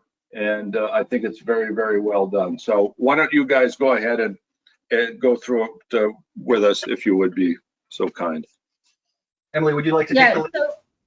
Yeah, I think if you don't mind, Simon, I'll go ahead and take the lead on this. So the first thing that I did was I just stated a finding for the commission, basically tying the proposed Bachelor Street culvert improvement mitigation to the tree removal impact within the bordering vegetated wetland, and stating that in conjunction, those two elements can be permitted as a limited project under 53(3)D. And that's just important because it's a finding clearly stating how the commission has the authority to allow for that tree removal within the BVW. Then when you delve into the special conditions, it gets a little challenging because we don't have the final mitigation plan, but we do have a really nice concept plan by Ty and Bond that clearly demonstrates, the requirement for the mitigation in conjunction with DEP file number 1650344. Emily, one quick question, if I may. So you're mitigating the 16,400 square foot of BVW loss. How about the work in the Riverfront resource area? Is that part of this or is that separate? So the Riverfront area work was proposed as being in compliant with the performance standards. It was only the BVW work that could not be proposed in compliance with performance standards and thus needed to be permitted as a limited project. Okay, very good, thank you. With that Could we said, add that into the findings? That note? Could we add the note into the findings that the work within the Riverfront area is meets the performance standards and therefore does not need to be permitted as a limited or something like that? Yeah, you can certainly do that. And I believe there was also bordering land subject to flooding that meets the performance standards. So we could add that as a finding. Okay. Just then we have a record of all the things, Yep. we did. So the Riverfront was all redevelopment, is that true? I don't believe we permitted under redevelopment, but we met the threshold for, I believe, 1058.5. Which is the, it's a percent, it's an aerial percent change. Is it like 10? I forget, it's 5 or 10%. 10%, right. Okay. So you fell below that action threshold. Okay, Yes. very good. Thank you. Every work area we did, we were below 10%, right? Okay, very good. Thank you, Dan. Bill, Okay, Emily. Bill, just to answer your question about the house address, it's roughly near 147 Bachelor Street. Okay, very, very good. Thank you so much. I can look that up right now. So the special condition 21 ties, like I said, the tree removal within BBW to the conceptual plan that's before the commission now. And then it has some various subparts to make sure that the process is continued through full design, implementation, and monitoring.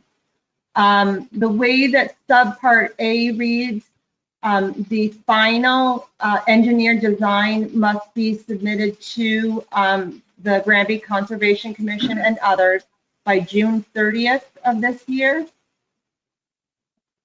And then subsequent to that, the plan must be approved, and upon approval, it must be implemented no later than August 31st of 2022. We're not anticipating implementation this year because of the level of design that needs to take place, as well as various approvals.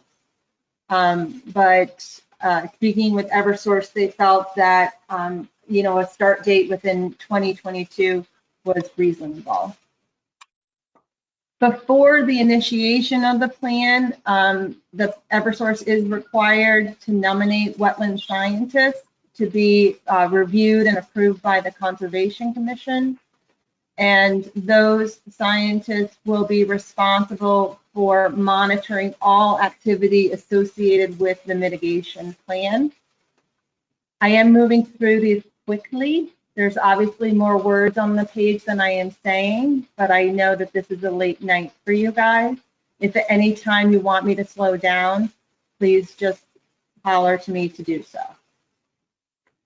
Part of the requirement under Part C, and Simon's doing a great job, he's going to continue scrolling down, is that should the approved scientists observe any non-compliance, that they have to email the Conservation Commission documentation. You see there that I highlighted email address because the commission should designate the email address they want those reports to go to. The scientist is required to provide that notification within 8 hours of the observance.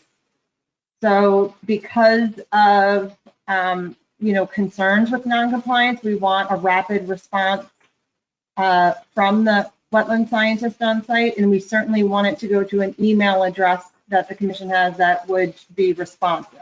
So whatever email address you're using that could respond to such a notification would be the best one to list there.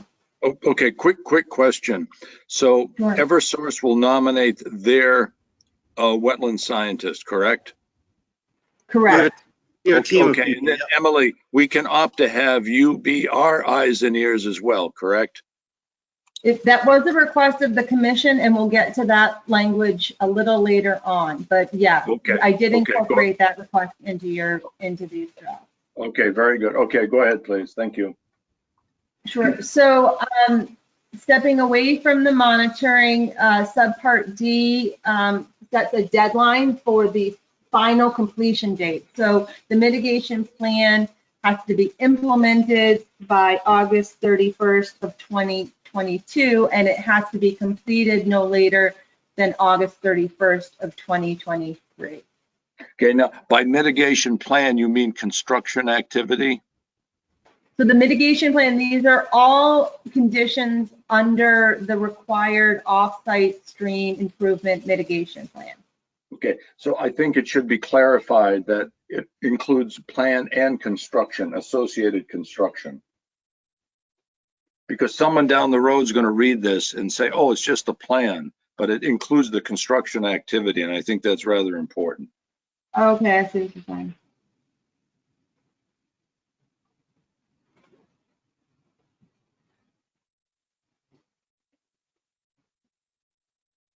You know, you could say mitigation plan, including associated physical construction. Or something to that extent.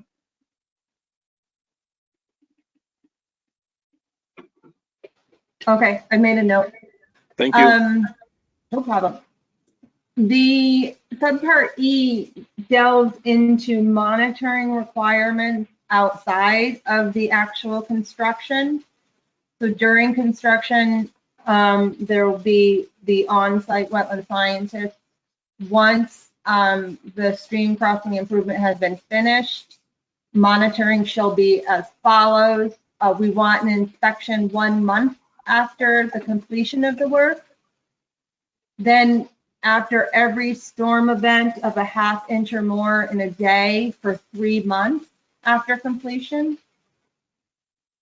And that's important because really what we're thinking about is how stable is this stream course, you know, are there any issues? And we want to catch those early on in the process if we do see those. So we would want it after a month, after significant storm events.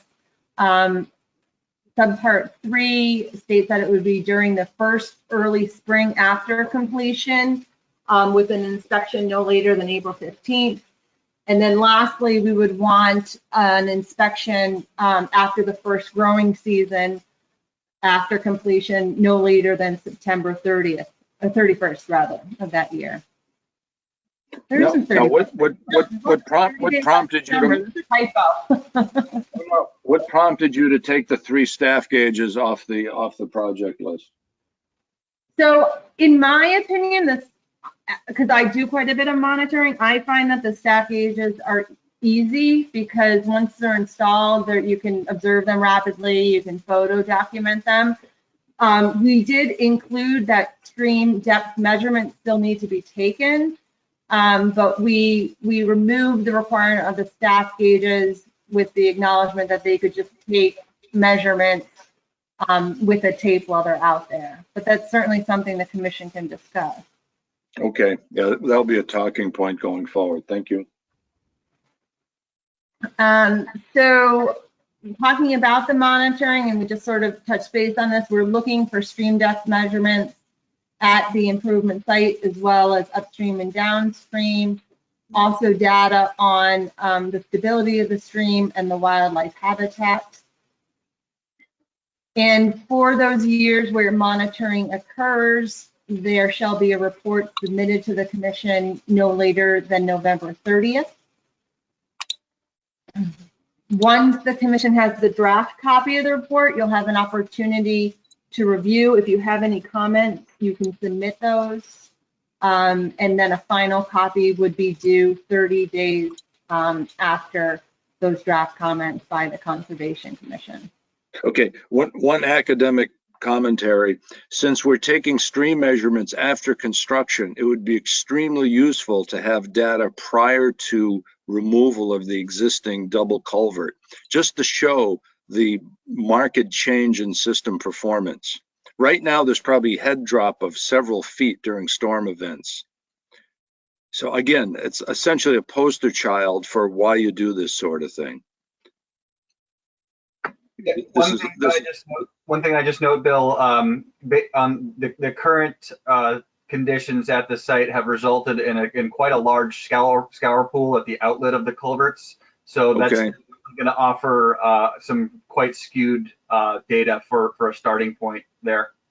At least if you can document, Simon, what's there now. Again, it's always good to have before and after photos or measurements, just to show that this thing is going to benefit the system. Yeah, absolutely. So there's a plunge pool after. Is it on the outlet side? There's a big plunge pool. Yeah, on the outlet. Yep. There is. Yeah. Okay.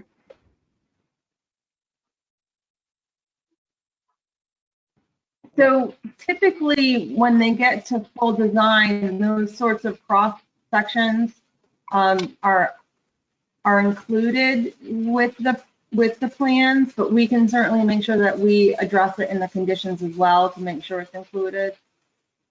So I guess, so usually when you get to full design phase, you're not just looking with a microscope at the culverts that exist today, but there's also documentation and survey for upstream and downstream portions of the reach. But we can definitely put that in as a condition to make sure it's included in the plan so that we have that those base figures for moving forward with the monitoring.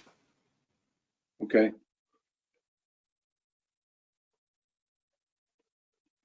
Oh, so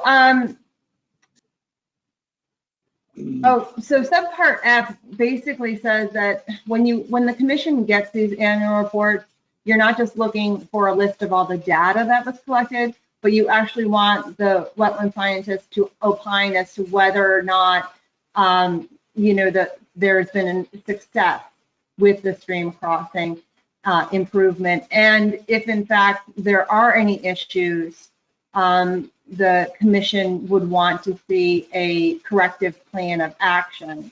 That corrective plan of action is typically implemented the following growing season, because by the time the reports come out, the commission has a chance to review them, offer comments, finalize. Your corrective plan of action is usually coming in, sometime during the winter months, but then you'd be ready to go with necessary steps to remediation the following growing season. So that's language that gives the commission the authority to receive documentation if there are any changes that need to take place to correct the work, and it's language that gives you the authority to then approve that work. Okay. And this is what you asked, Bill. Subpart G just says that Granby has, you may at any time enact Chapter 44 53G if you want to have a consultant work to help with any of the aspects of monitoring or reviewing submittals associated with the offsite mitigation plan. Okay. And again, we have limited staff, so I think you'll have some project work with this, Emily. Thank you. No staff.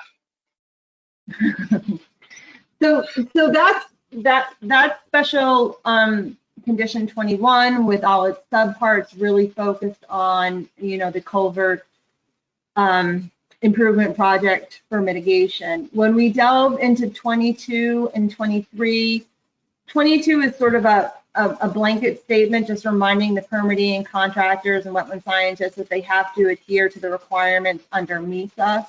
I think everyone on the commission, just to refresh your memory, just went through a conservation and management permit process. So it just cites that document to make sure the parties are aware. And then we actually, thanks to Simon and Dan, we excerpt a part of that permit, which was specific to the vernal pool, I believe in wetland 136. But it's my recommendation that the commission require the same special conditions for the vernal pool that's also in wetland 40. And so this special condition is drafted that way. And this language is duplicate to what's in the CMP. So there's no conflict between what you're asking for and what Heritage is asking for. You're just specifically asking for these conditions to be followed for not just one certified vernal pool area, but two. And so we wanted to clarify that. Emily, quick question. That natural heritage filing, and maybe Dan, you can answer this. Was that part of your permit submittal to us, or is that a separate document that we do not have? I believe we submitted that to the commission. We received that probably just around the time we filed the application, the NOI with you folks. I will double check. Okay, sure. yes, please. Yeah, just send that document so I'll have it in our files. Thank you so much, Dan. Thank you. You're welcome. Okay. Special condition 24 focuses on the larger wetland marsh complex labeled as wetland 150. This is a large marsh that has an unnamed perennial stream flowing through it with numerous side branches. Simon showed an updated figure which really depicted all that meandering. And there are 3 structures within that ecosystem that are going to be replaced. And so there's a significant amount of matting to get to those areas and to establish work areas. And one of the key components of the success is making sure that those mats adequately span all of these various meanders and channels. So I suggested a condition that the commission be notified at least 7 days prior to the installation within that area, so that the commission or their agent could make an inspection during the installation. Okay. There was a lot of talk on this point about the need to have the mats in, the need to have them in for a lengthy period of time, and the importance then of making sure that they're properly installed. So this is a key part in the project schedule to make sure it's done right, because moving those mats once they're in place is not easy. So I called out that matting specifically under special condition 24. And then 25 again was added at the commission's request. It just is stating that you could again use a peer reviewer to perform. I wrote at minimum monthly monitoring, Bill. I think that reflects the time frame. No, that's fine. Just a question for Simon. Simon, have you determined what the foundation type will be for your new structures? It varies structure by structure. Some of them will be what we call direct embedded, which is basically we use a piece of typically corrugated, I think it's corrugated aluminum, similar to culvert material, and that's basically creates a vertical cylinder that's embedded in the ground, and the structure goes inside of that and is backfilled with crushed stone. Okay. The other type would be to use a smooth wall steel case on with some of them. I guess the diameters vary from between 8 and 10 feet on those, and they would be backfilled with flowable fill or concrete. Okay, so the point is so if you do a drilled pier, you're going to be bringing concrete trucks over these mats. Correct. Okay, so all right, that's what I wanted to know. So there will be concrete brought to these sites. Okay, I got you. I believe so. And in addition to concrete trucks, I mean, there will be many other pieces of heavy machinery. Of course. You know, and the thing you want to avoid, Emily, and of course this would be part of the monitor's duties, is to make sure that residual concrete is not dumped over the side somewhere, which typically concrete companies love to do. We would not let that happen, Bill. That would not happen on this line. Very good. I've seen it happen elsewhere. It does happen, but we have a lot more control over the contractors on this type of work. Yeah, because they all want to work for Eversource in the future, so they don't do stuff like that. They want another job, believe me. Thank you, guys. Okay, Emily, thank you. So that's the summary of the review, I should say, of the draft conditions. I have comments now from you, Bill. I've taken some notes, so I'll do another red line version showing those changes. Are there any other, oh, and I have it from you, Amanda, as well, that you want the findings expanded. Any other conditions that the commission would like to discuss with, among themselves, the applicant, me? None from me right now. It's 9:40. Yes. I think our intent is to try to get this wrapped up ASAP. So Emily, what's your recommendation to continue this another month? I was hoping we could finish this tonight, but it sounds like we have a little bit of tweaking to do. I have the notes, so I don't mind making those tweaks administratively. I think if the vote was to accept the draft conditions as discussed and amended, I think that's a viable way forward. Okay, so we could close the hearing, we could vote to approve, and you could tweak the special conditions administratively going forward. Yeah, I have the notes, and I know this is recorded as well if we needed to delve into it. So I think the commission has 21 days to issue. It's obviously not going to take me 21 days to add these few Okay. amendments. Okay, so again, any other, Amanda, Kevin, Dave, any other comments from the commission? I don't have any at this time. No, Kev, are you good with this? I'm good. Okay, so that notwithstanding, I think I move that we close the hearing at this point. Second? A second, I'll approve. All in favor? Aye. Aye. Okay, hearing closed. So again, to reiterate, Emily's going to tweak the special conditions. Again, thanks for bearing with us, Dan and Simon. A Yep. long process. I know you're under this DEP partial audit business as well. And at least we're not one of the other towns that have to revisit the project. So at least we get this done in one shot. But thank you so much for everybody's diligence on this. So I move we approve. Thank you, Emily, for your review. I move we approve subject to Emily's redrafting of the special conditions. Second? Any discussion? All in favor? Aye. Aye. Aye. Very good. Well done. Thank you very much. Thank you, everyone. Thank you all. Thank you so much. Thank All right, you. have a great night. Thank you. Bye. Thank you. Okay, Emily, I think we got a couple more things for you yet, I believe. Amanda, the agenda, what does it show? 0 Phillips Circle, is that on the agenda? Yep, but we've got one before that. Okay. All right, next on the agenda, we have continued NOI 165-03405 by Nathan Booten for proposed driveway culvert with regards to property located on Center Street and known as map 8A10 in the town of Granby. And Nathan Booten is in the audience.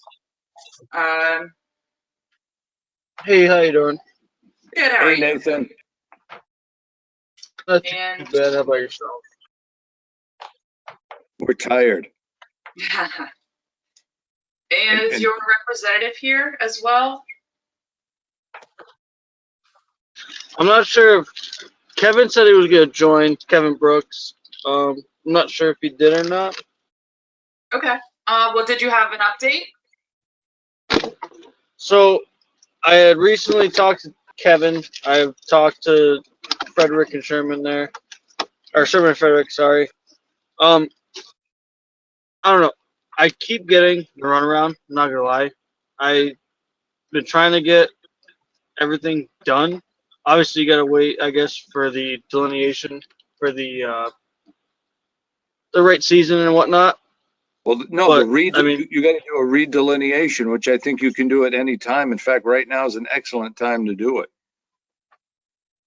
Yes, and when I talked to Kevin, he said he wasn't going to do it just to play games, word for word. In hindsight, 2020, I know I have a few different objects on my print.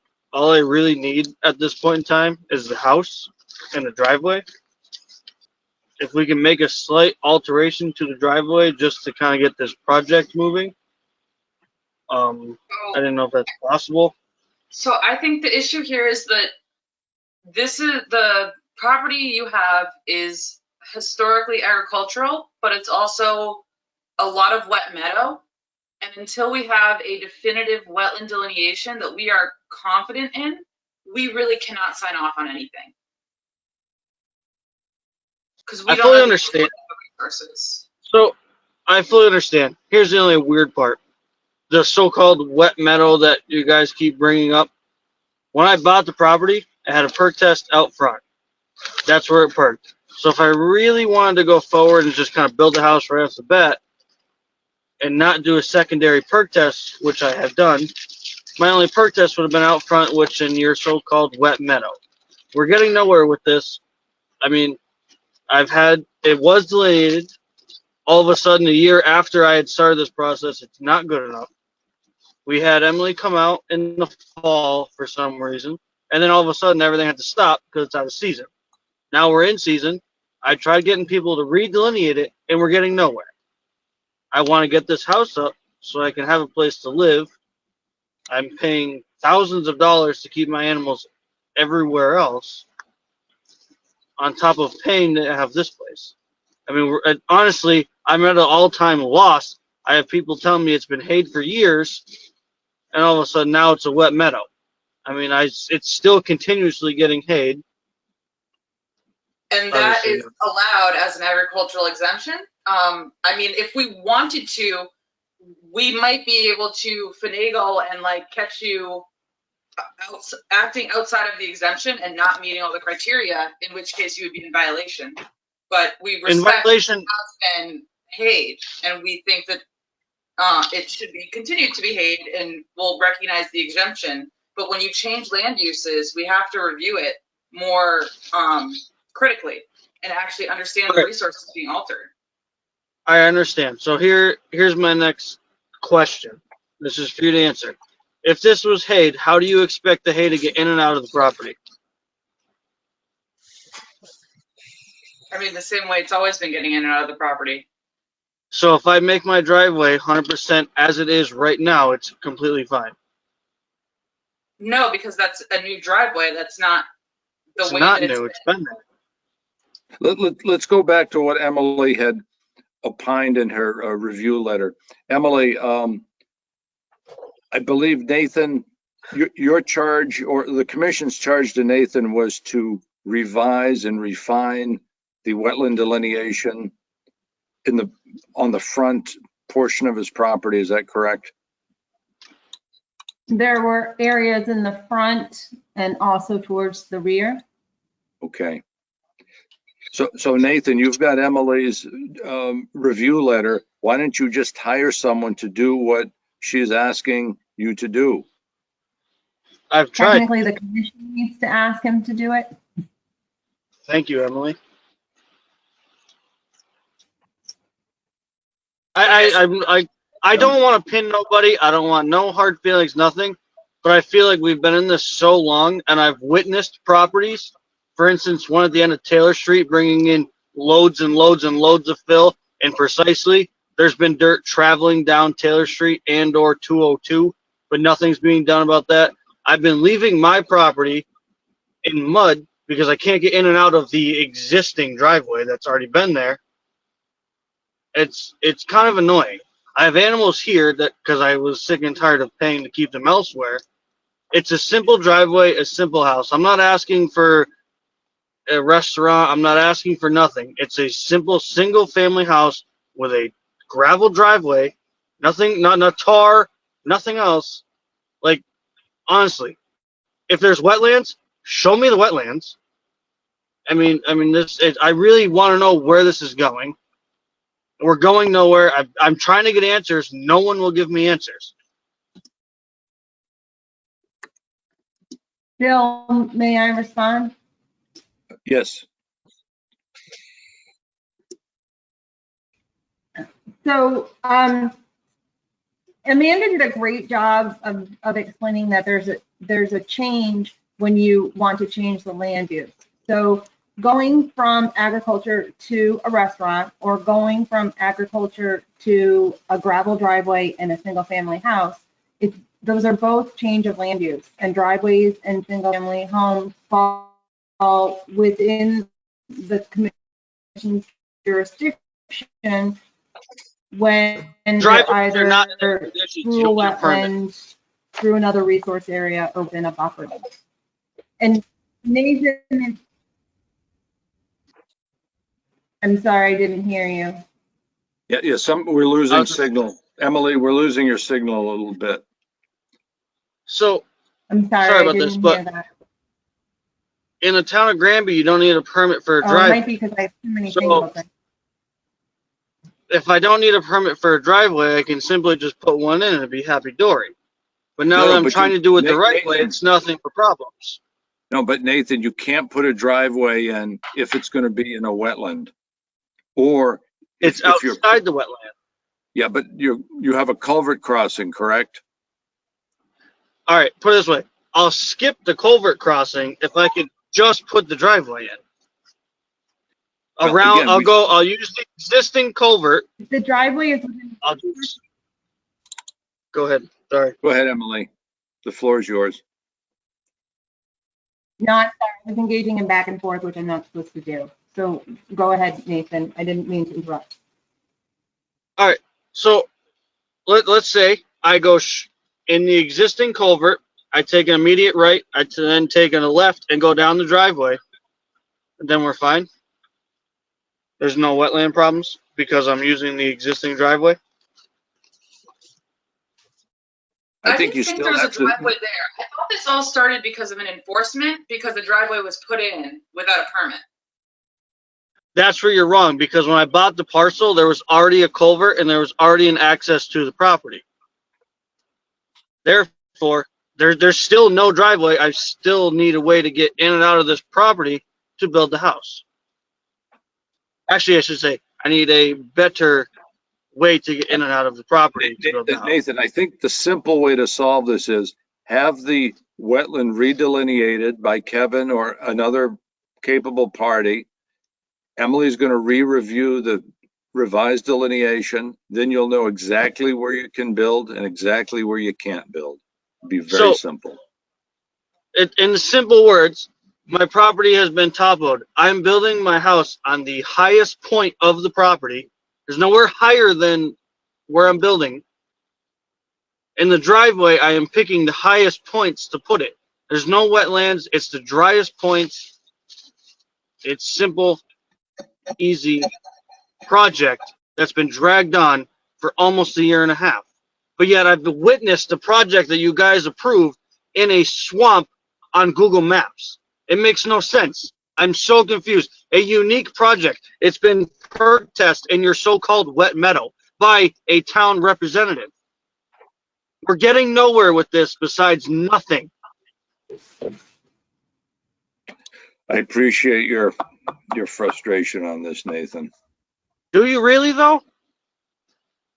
Because I've witnessed your projects you approved tonight, and this is the easiest one by lots. It's legitimately farm fields and a house. That's all I want. That's all it will ever be. I'm not looking for a development. I'm not looking for anything else. Quite frankly, I was looking to get rid of the other perk test that was in the front. But the more problems I have, I just want to keep it. In case I can't build back here for some weird freaking reason that I have to build in your so-called wet meadow.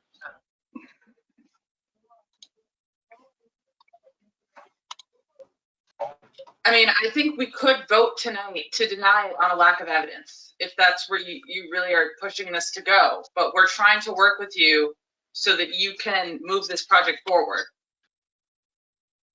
Yeah, But we so don't have you're enough information to make you're a determination. you're looking to go and get evidence, this, that, and the other. I've been doing this for a year and a half, but all of a sudden we had to wait for a peer review of November of last year. So that way it could wait to this year for you guys to come up with an answer. Where was this peer review when I brought the project to the table a year and a half ago? The delineation was fine when I started because, quite frankly, I had everything delineated, everything was on a print, everything was laid out and handed to you, but no peer review was mentioned then. We're just following due process and in prudent practice, Nathan.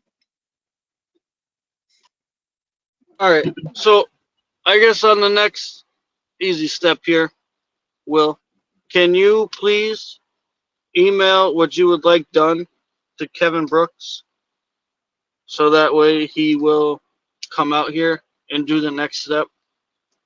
Well, why don't you you have Emily's report, do you not, Nathan? I do, and I have sent it to Kevin. Yeah, send it to Kevin. Send it to I Kevin. I have a few times. He said he was trying to get a hold of you. He wants to hear it from you and or in words from you. He doesn't want to come out here and play cats and mouse. It's in writing from Emily. Just send the document Emily provided and send it to Kevin, and Kevin can read the document and take appropriate action.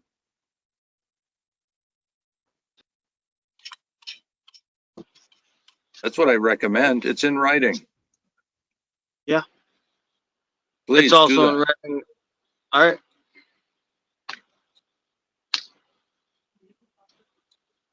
I guess we'll have to just continue this till May. Yeah, well, what else can we do? But please get Kevin out there to do his work, and then we can get this moving. Emily, is there any reason Kevin cannot do the redelineation this time of year? No. But I do believe that I hear what maybe I hear what Nathan is requesting, that perhaps it would be helpful for the commission in writing through email or on letterhead to state in writing that they're looking for a response to my peer review comments. Pretty much almost word for word for what Kevin had said. I know that it's been stated numerous times in public hearings, but it sounds like the other consultant is looking for something in writing. Well, I think we can provide that, Amanda. Dave, Kevin? I agree. If you don't mind, that's pretty Okay. much what Kevin was asking, word for word. All right. I'll tell you what, let me put something together and we'll review it. The commission will review it and we'll send it along to you, and then you can send it to Kevin. All right. That'll work. Does I that appreciate sound like that. a Thank plan? you. Okay, thank you. I appreciate that. Thank you. So I move we continue until the May meeting, which is the 11th, I believe. Yes, please. Yes. Okay. Thank you so much, Nathan. All right. You have a good night. Okay, bye-bye. Okay, Next we have Mike P.O. still on the agenda. And then we have Ashley Bowman still on the agenda. I move we continue Mike Pio till May. Second, all in favor? Aye. Aye. All right. Ashley Bowman? I think we should dismiss this Ashley Bowman because this has been on the agenda every month for the past 6 months with no action. That's what we had discussed last time, Bill. We just didn't pass that on to Kathy. Yeah. Okay. Who communicates to Kathy? Who's responsible to communicate to Kathy? Us. No, I'm asking who. I know us. Who? All of us. We all carry equal weight with her. That's fine. That's not a problem. No, what I'm saying, Bill, is it seems Basically, like whoever wants to take the initiative and actually make sure it gets done. that's what I'm talking about, Amanda. It seems like the us factor, I'm seeing things not happen, and I'm wondering, is anybody taking responsibility, or is it just us and then somebody else is going to do it? Yeah. I think what we'll do is let's take a vote to dismiss the Ashley Bowman RDA project. And I will send Kathy an email to that effect and copy you guys tomorrow. Okay. Well, I think there's a bunch of things on this that need to be taken off. Oh, yes. Yeah. All right, so I move that we, Emily, what's the proper process for terminating an RDA due to lack of action? Oh, that's an excellent question. I'm familiar with how an applicant handles it. So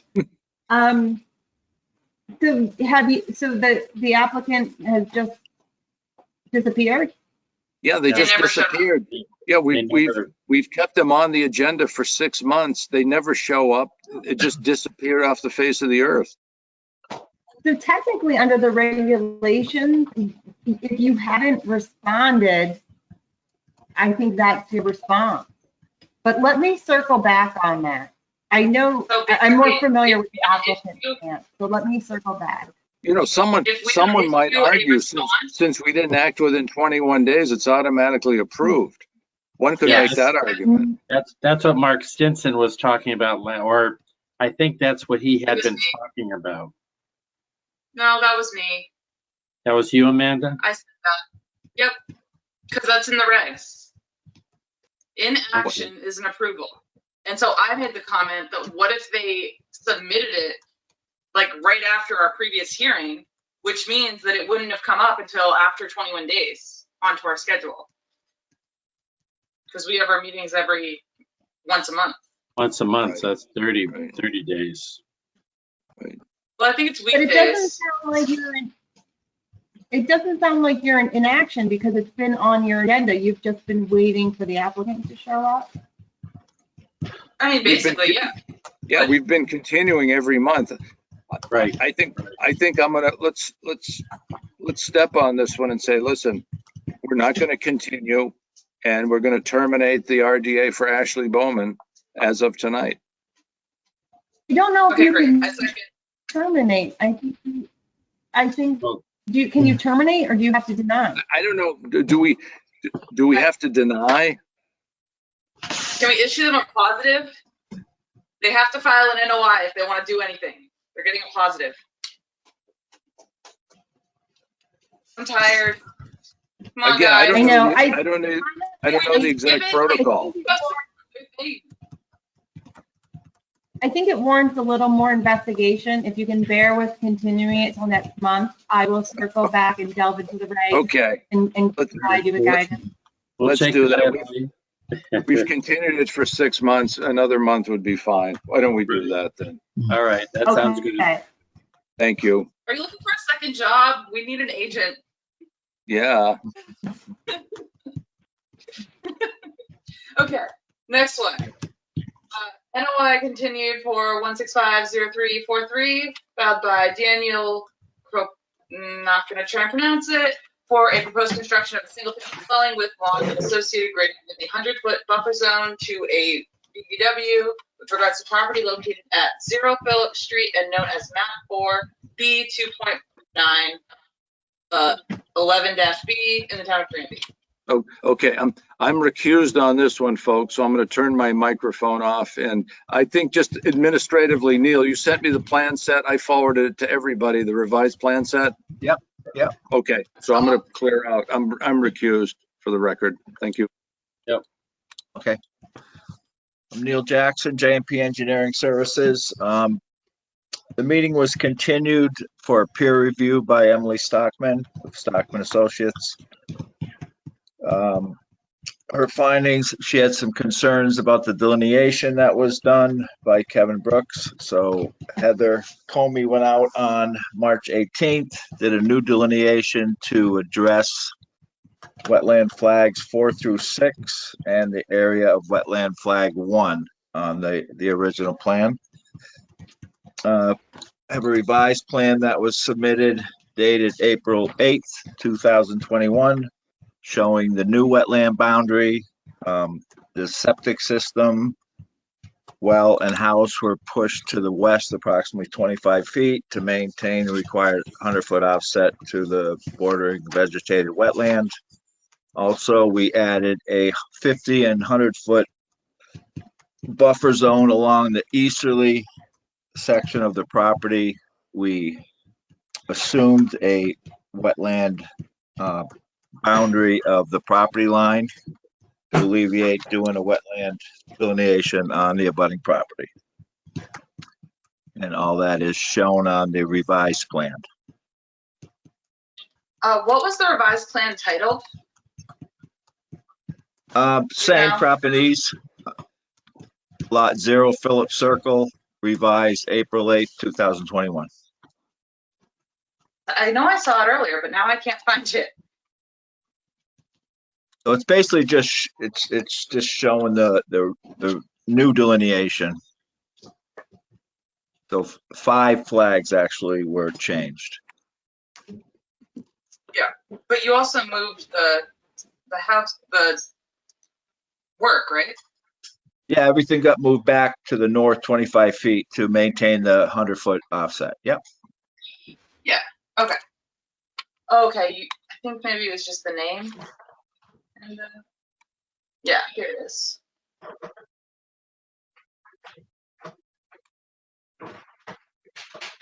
I'm going to screen share, guys, for Great. those of the commissioners that are still here.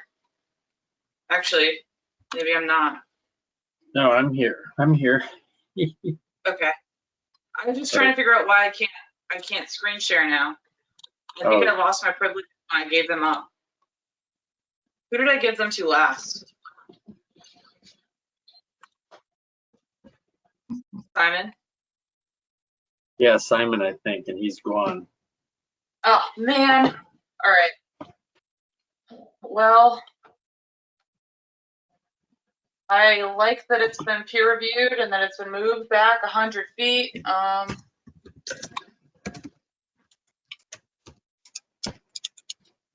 And what was the plan with the rest of the lot area? Like, was there any proposal for maybe granite markers to delineate either the resource or some offset of the resource, just so that the property owner and future property owners know? Yep. We could actually, yeah, whatever you propose in your order conditions, we'd certainly be willing to do.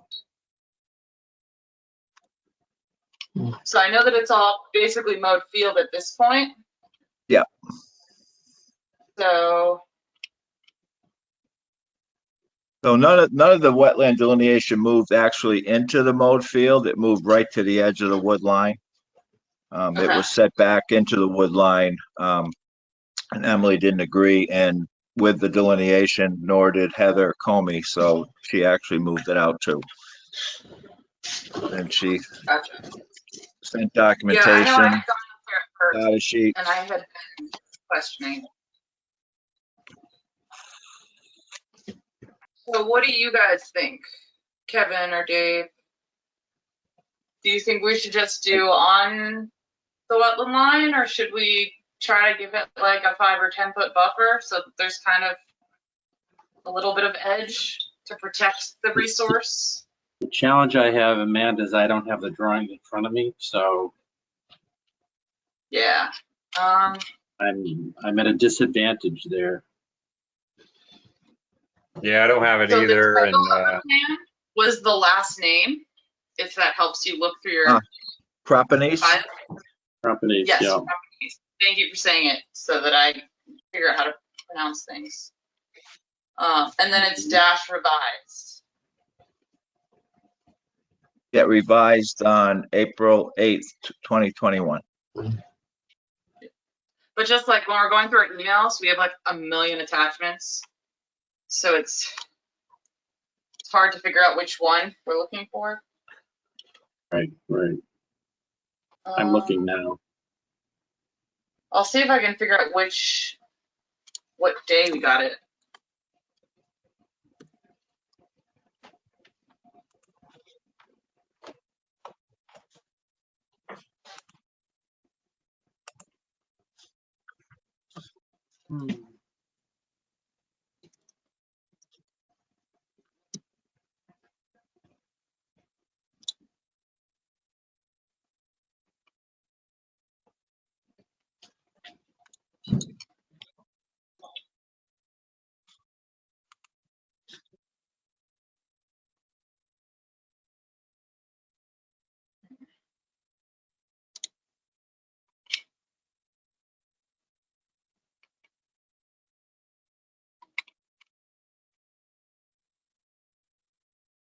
So weird. I cannot figure out where this is hiding.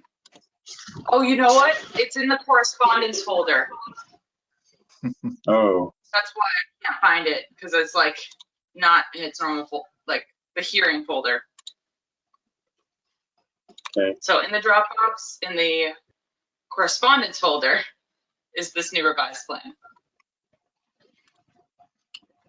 All right, I'll go back there. And essentially, it's a big mowed area, similar to the last project we were just discussing with the wet meadow type stuff. That was the concern out here, because it's a lot of historically mowed area with wetlands on one side. And so I had been suspicious that the wetlands might have gone farther than they were delineated. And I went and checked out the soils, but I was not confident in agricultural fields. So I wanted a second opinion to figure out the actual wetland line. So the actually redelineation extends right to the edge of the wood line, woodland line, and none of it goes into the actual meadow that has been mowed. So And he I has trust no, second peer review coming through. Yeah. he has no intention of cutting back into the woods anywhere in that area.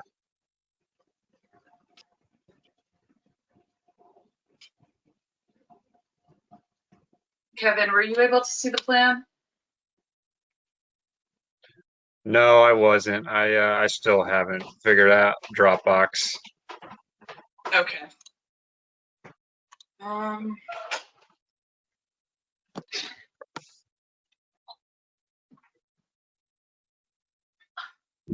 well, I can describe it to you guys some more. If that helps.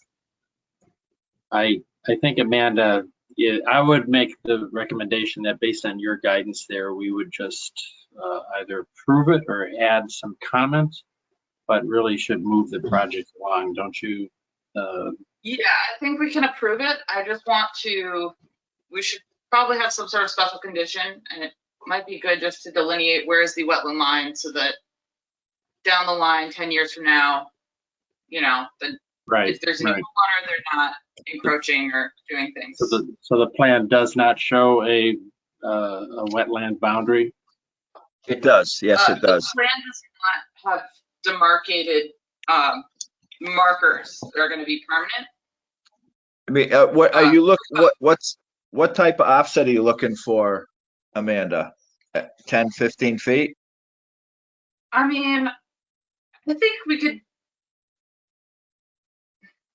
I want to be reasonable because I don't want to impact use of the lawn, and you already have the grading for the septic, so you want to make sure that you have functionality. If I can make a suggestion, wetland flags 1, 2, and 4, 5, and 6 are right at the edge of the wood line. Okay. I would propose you do a 10-foot offset there and then no further cutting into the wood line, which would maintain a greater than 25-foot offset in most areas. That sounds wonderful. If that is fair, then I think that's great. Okay, yeah, and you certainly can confirm in the field. Emily's concerns, those were definitely the flags that Emily was concerned with it when she went out there, and those flags are moved right out to the edge of the wood line. Okay. And Emily, what do you think of that? So I got a last minute email. I haven't really spent any time with the revisions, and nor did I go back out to the site. So, I mean, it looks like the plan's been revised, and it looks like some data has been submitted by the new delineator. If the commission is comfortable with that, you certainly have a response to my peer comments, but I can't really opine because, just the timing and everything. I think I got this literally half an hour before your meeting started. No, that's fine. I just figured I'd throw it out there since you're here. Yeah, so no, but Neil is correct in that there were some key areas that I was concerned with. And it sounds like from the discussion that those are the areas that Heather reviewed. I just haven't had a chance to look through her information, nor did I go back to the site. Yeah. Okay. So, how quickly do you think you could turn around adding that to the plan set, Neil? Like if we were to just, approve it with that condition, but pending that receipt of that plan of record? I mean, verbally, you could say a 10-foot offset in the area of wetlands flag 1 and 2 and 4 through 6 with permanent markers in those areas, and then the permanent markers to follow the wood line in the other areas. I'm just worried that's going to get a little more wordy than if I could just say per the plan. You know what I mean? Right. if you, like, if we could say, you know, we're gonna approve it per the plan that's been going to be updated, and you could just kind of show on the plan where they would go. Yeah, if you, that could be certainly in your order of conditions. We couldn't start work without those plotted on a plan. We could actually put them in the field and then plot them that way, locate them and plot them. Okay, I was thinking if you could, like, we could approve it subject to that, and that you would still get us the plan before you start work, if that makes sense. With the permanent markers, or do you want the permanent markers in Just first or no? of the permanent markers on the Okay, plan. that's easy. That's it. Okay. Sorry, I wanted to make sure I was being clear because I realized I was not being clear. And basically, like, if they wanted to do native plantings or things beyond those markers in the future, they could come talk to us, and it would be, you know, native plants will be an exemption. They wanted to make it look nicer, but right. Just to get it approved, I think we could approve it. Yeah. Okay. So what do you guys think? Would you be willing to approve it pending receipt of the final plan of record showing the location of the markers that are 10 or so feet from the wetland line? I would agree with you, Amanda, and that sounds copacetic with what you've seen in the past. Yes. Part of the challenge I have, I wound up getting my plan drawn, the septic system layout, which I guess, Neil, is what you worked on. And I see a stone wall, I see the wetland boundary markers, but my challenge is I really don't know where you are on Phillips Circle. I know 0, but I'm on... Oh, it's at like the very top, the north end. So if you go all the way to the end of the road, and there's the little circle cul-de-sac, you can kind of walk straight out. If you look at orthos, it's a big rectangular mowed field. Okay, well, there is a stone wall being shown as a marker, I suppose, as a landscape. So I think it's just a historic wall along the property line. Yeah. Yeah, there's no wetlands in that area.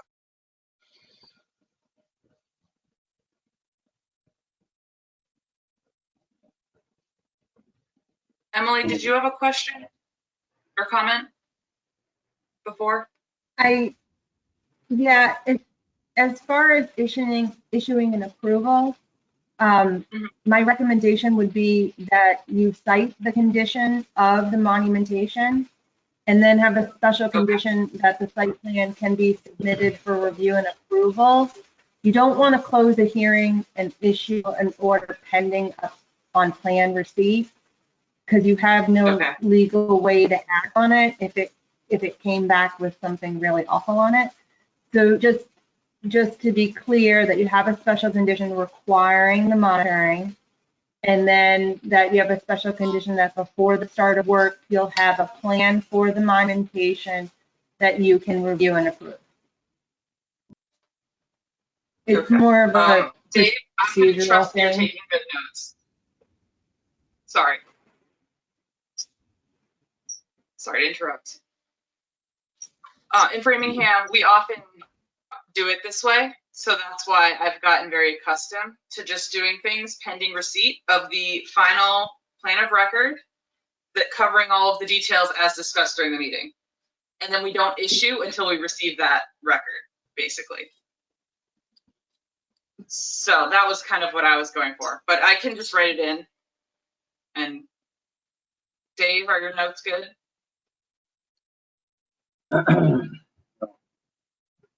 Again, I have to, because of my,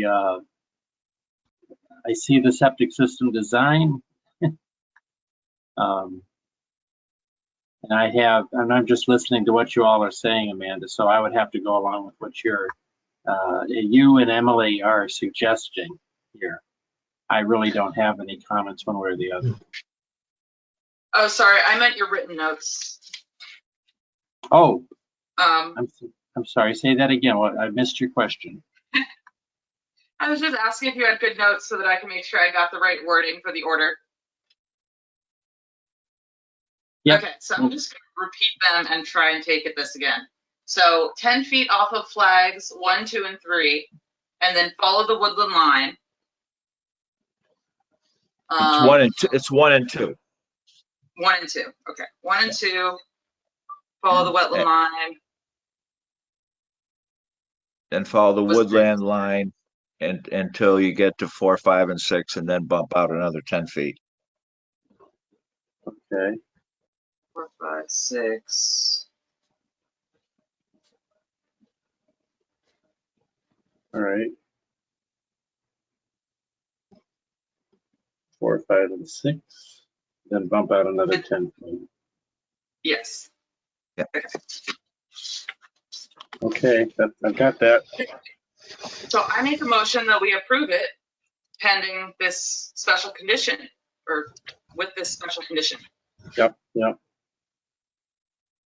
I will second that. Or, okay. All right, all in favor? Aye.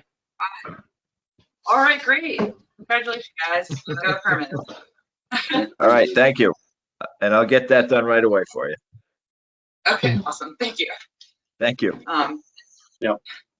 Take care, Danny.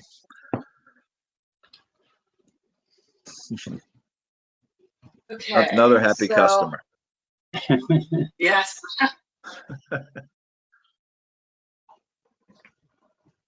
We hope.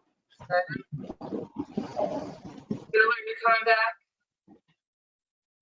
Okay, that was number 11, I guess. Yes.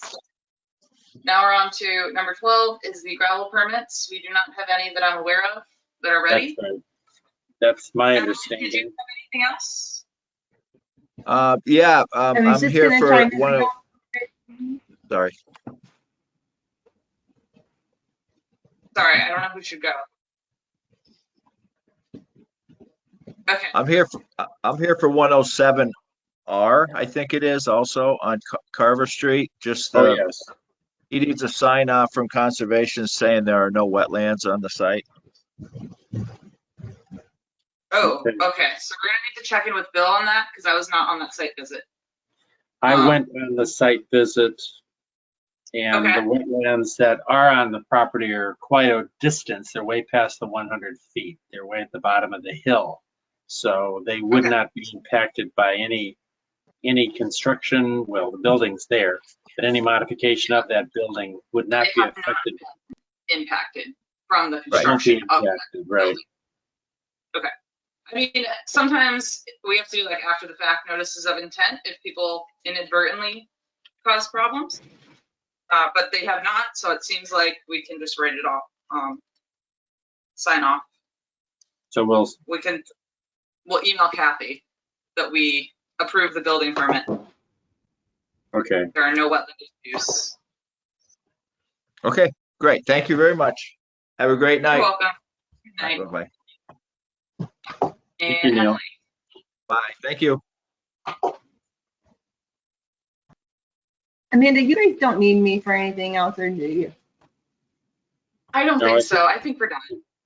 Yeah. Thank you for all of your time. Okay. Your work. No problem. Hang in there, guys. Hopefully Bill will come back. Oh, there you go. Oh, there it is. No, it is If Bill. you guys, I'm. Bye, Emily. Thank you. Okay. Thanks for helping. Have a good night. Thanks.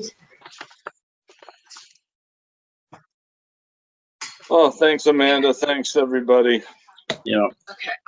Bill, also, we just approved the building permit at 107 Carver, 107R. We just Okay, gave good. them the verbal That's good. signature that they are not in a resource area.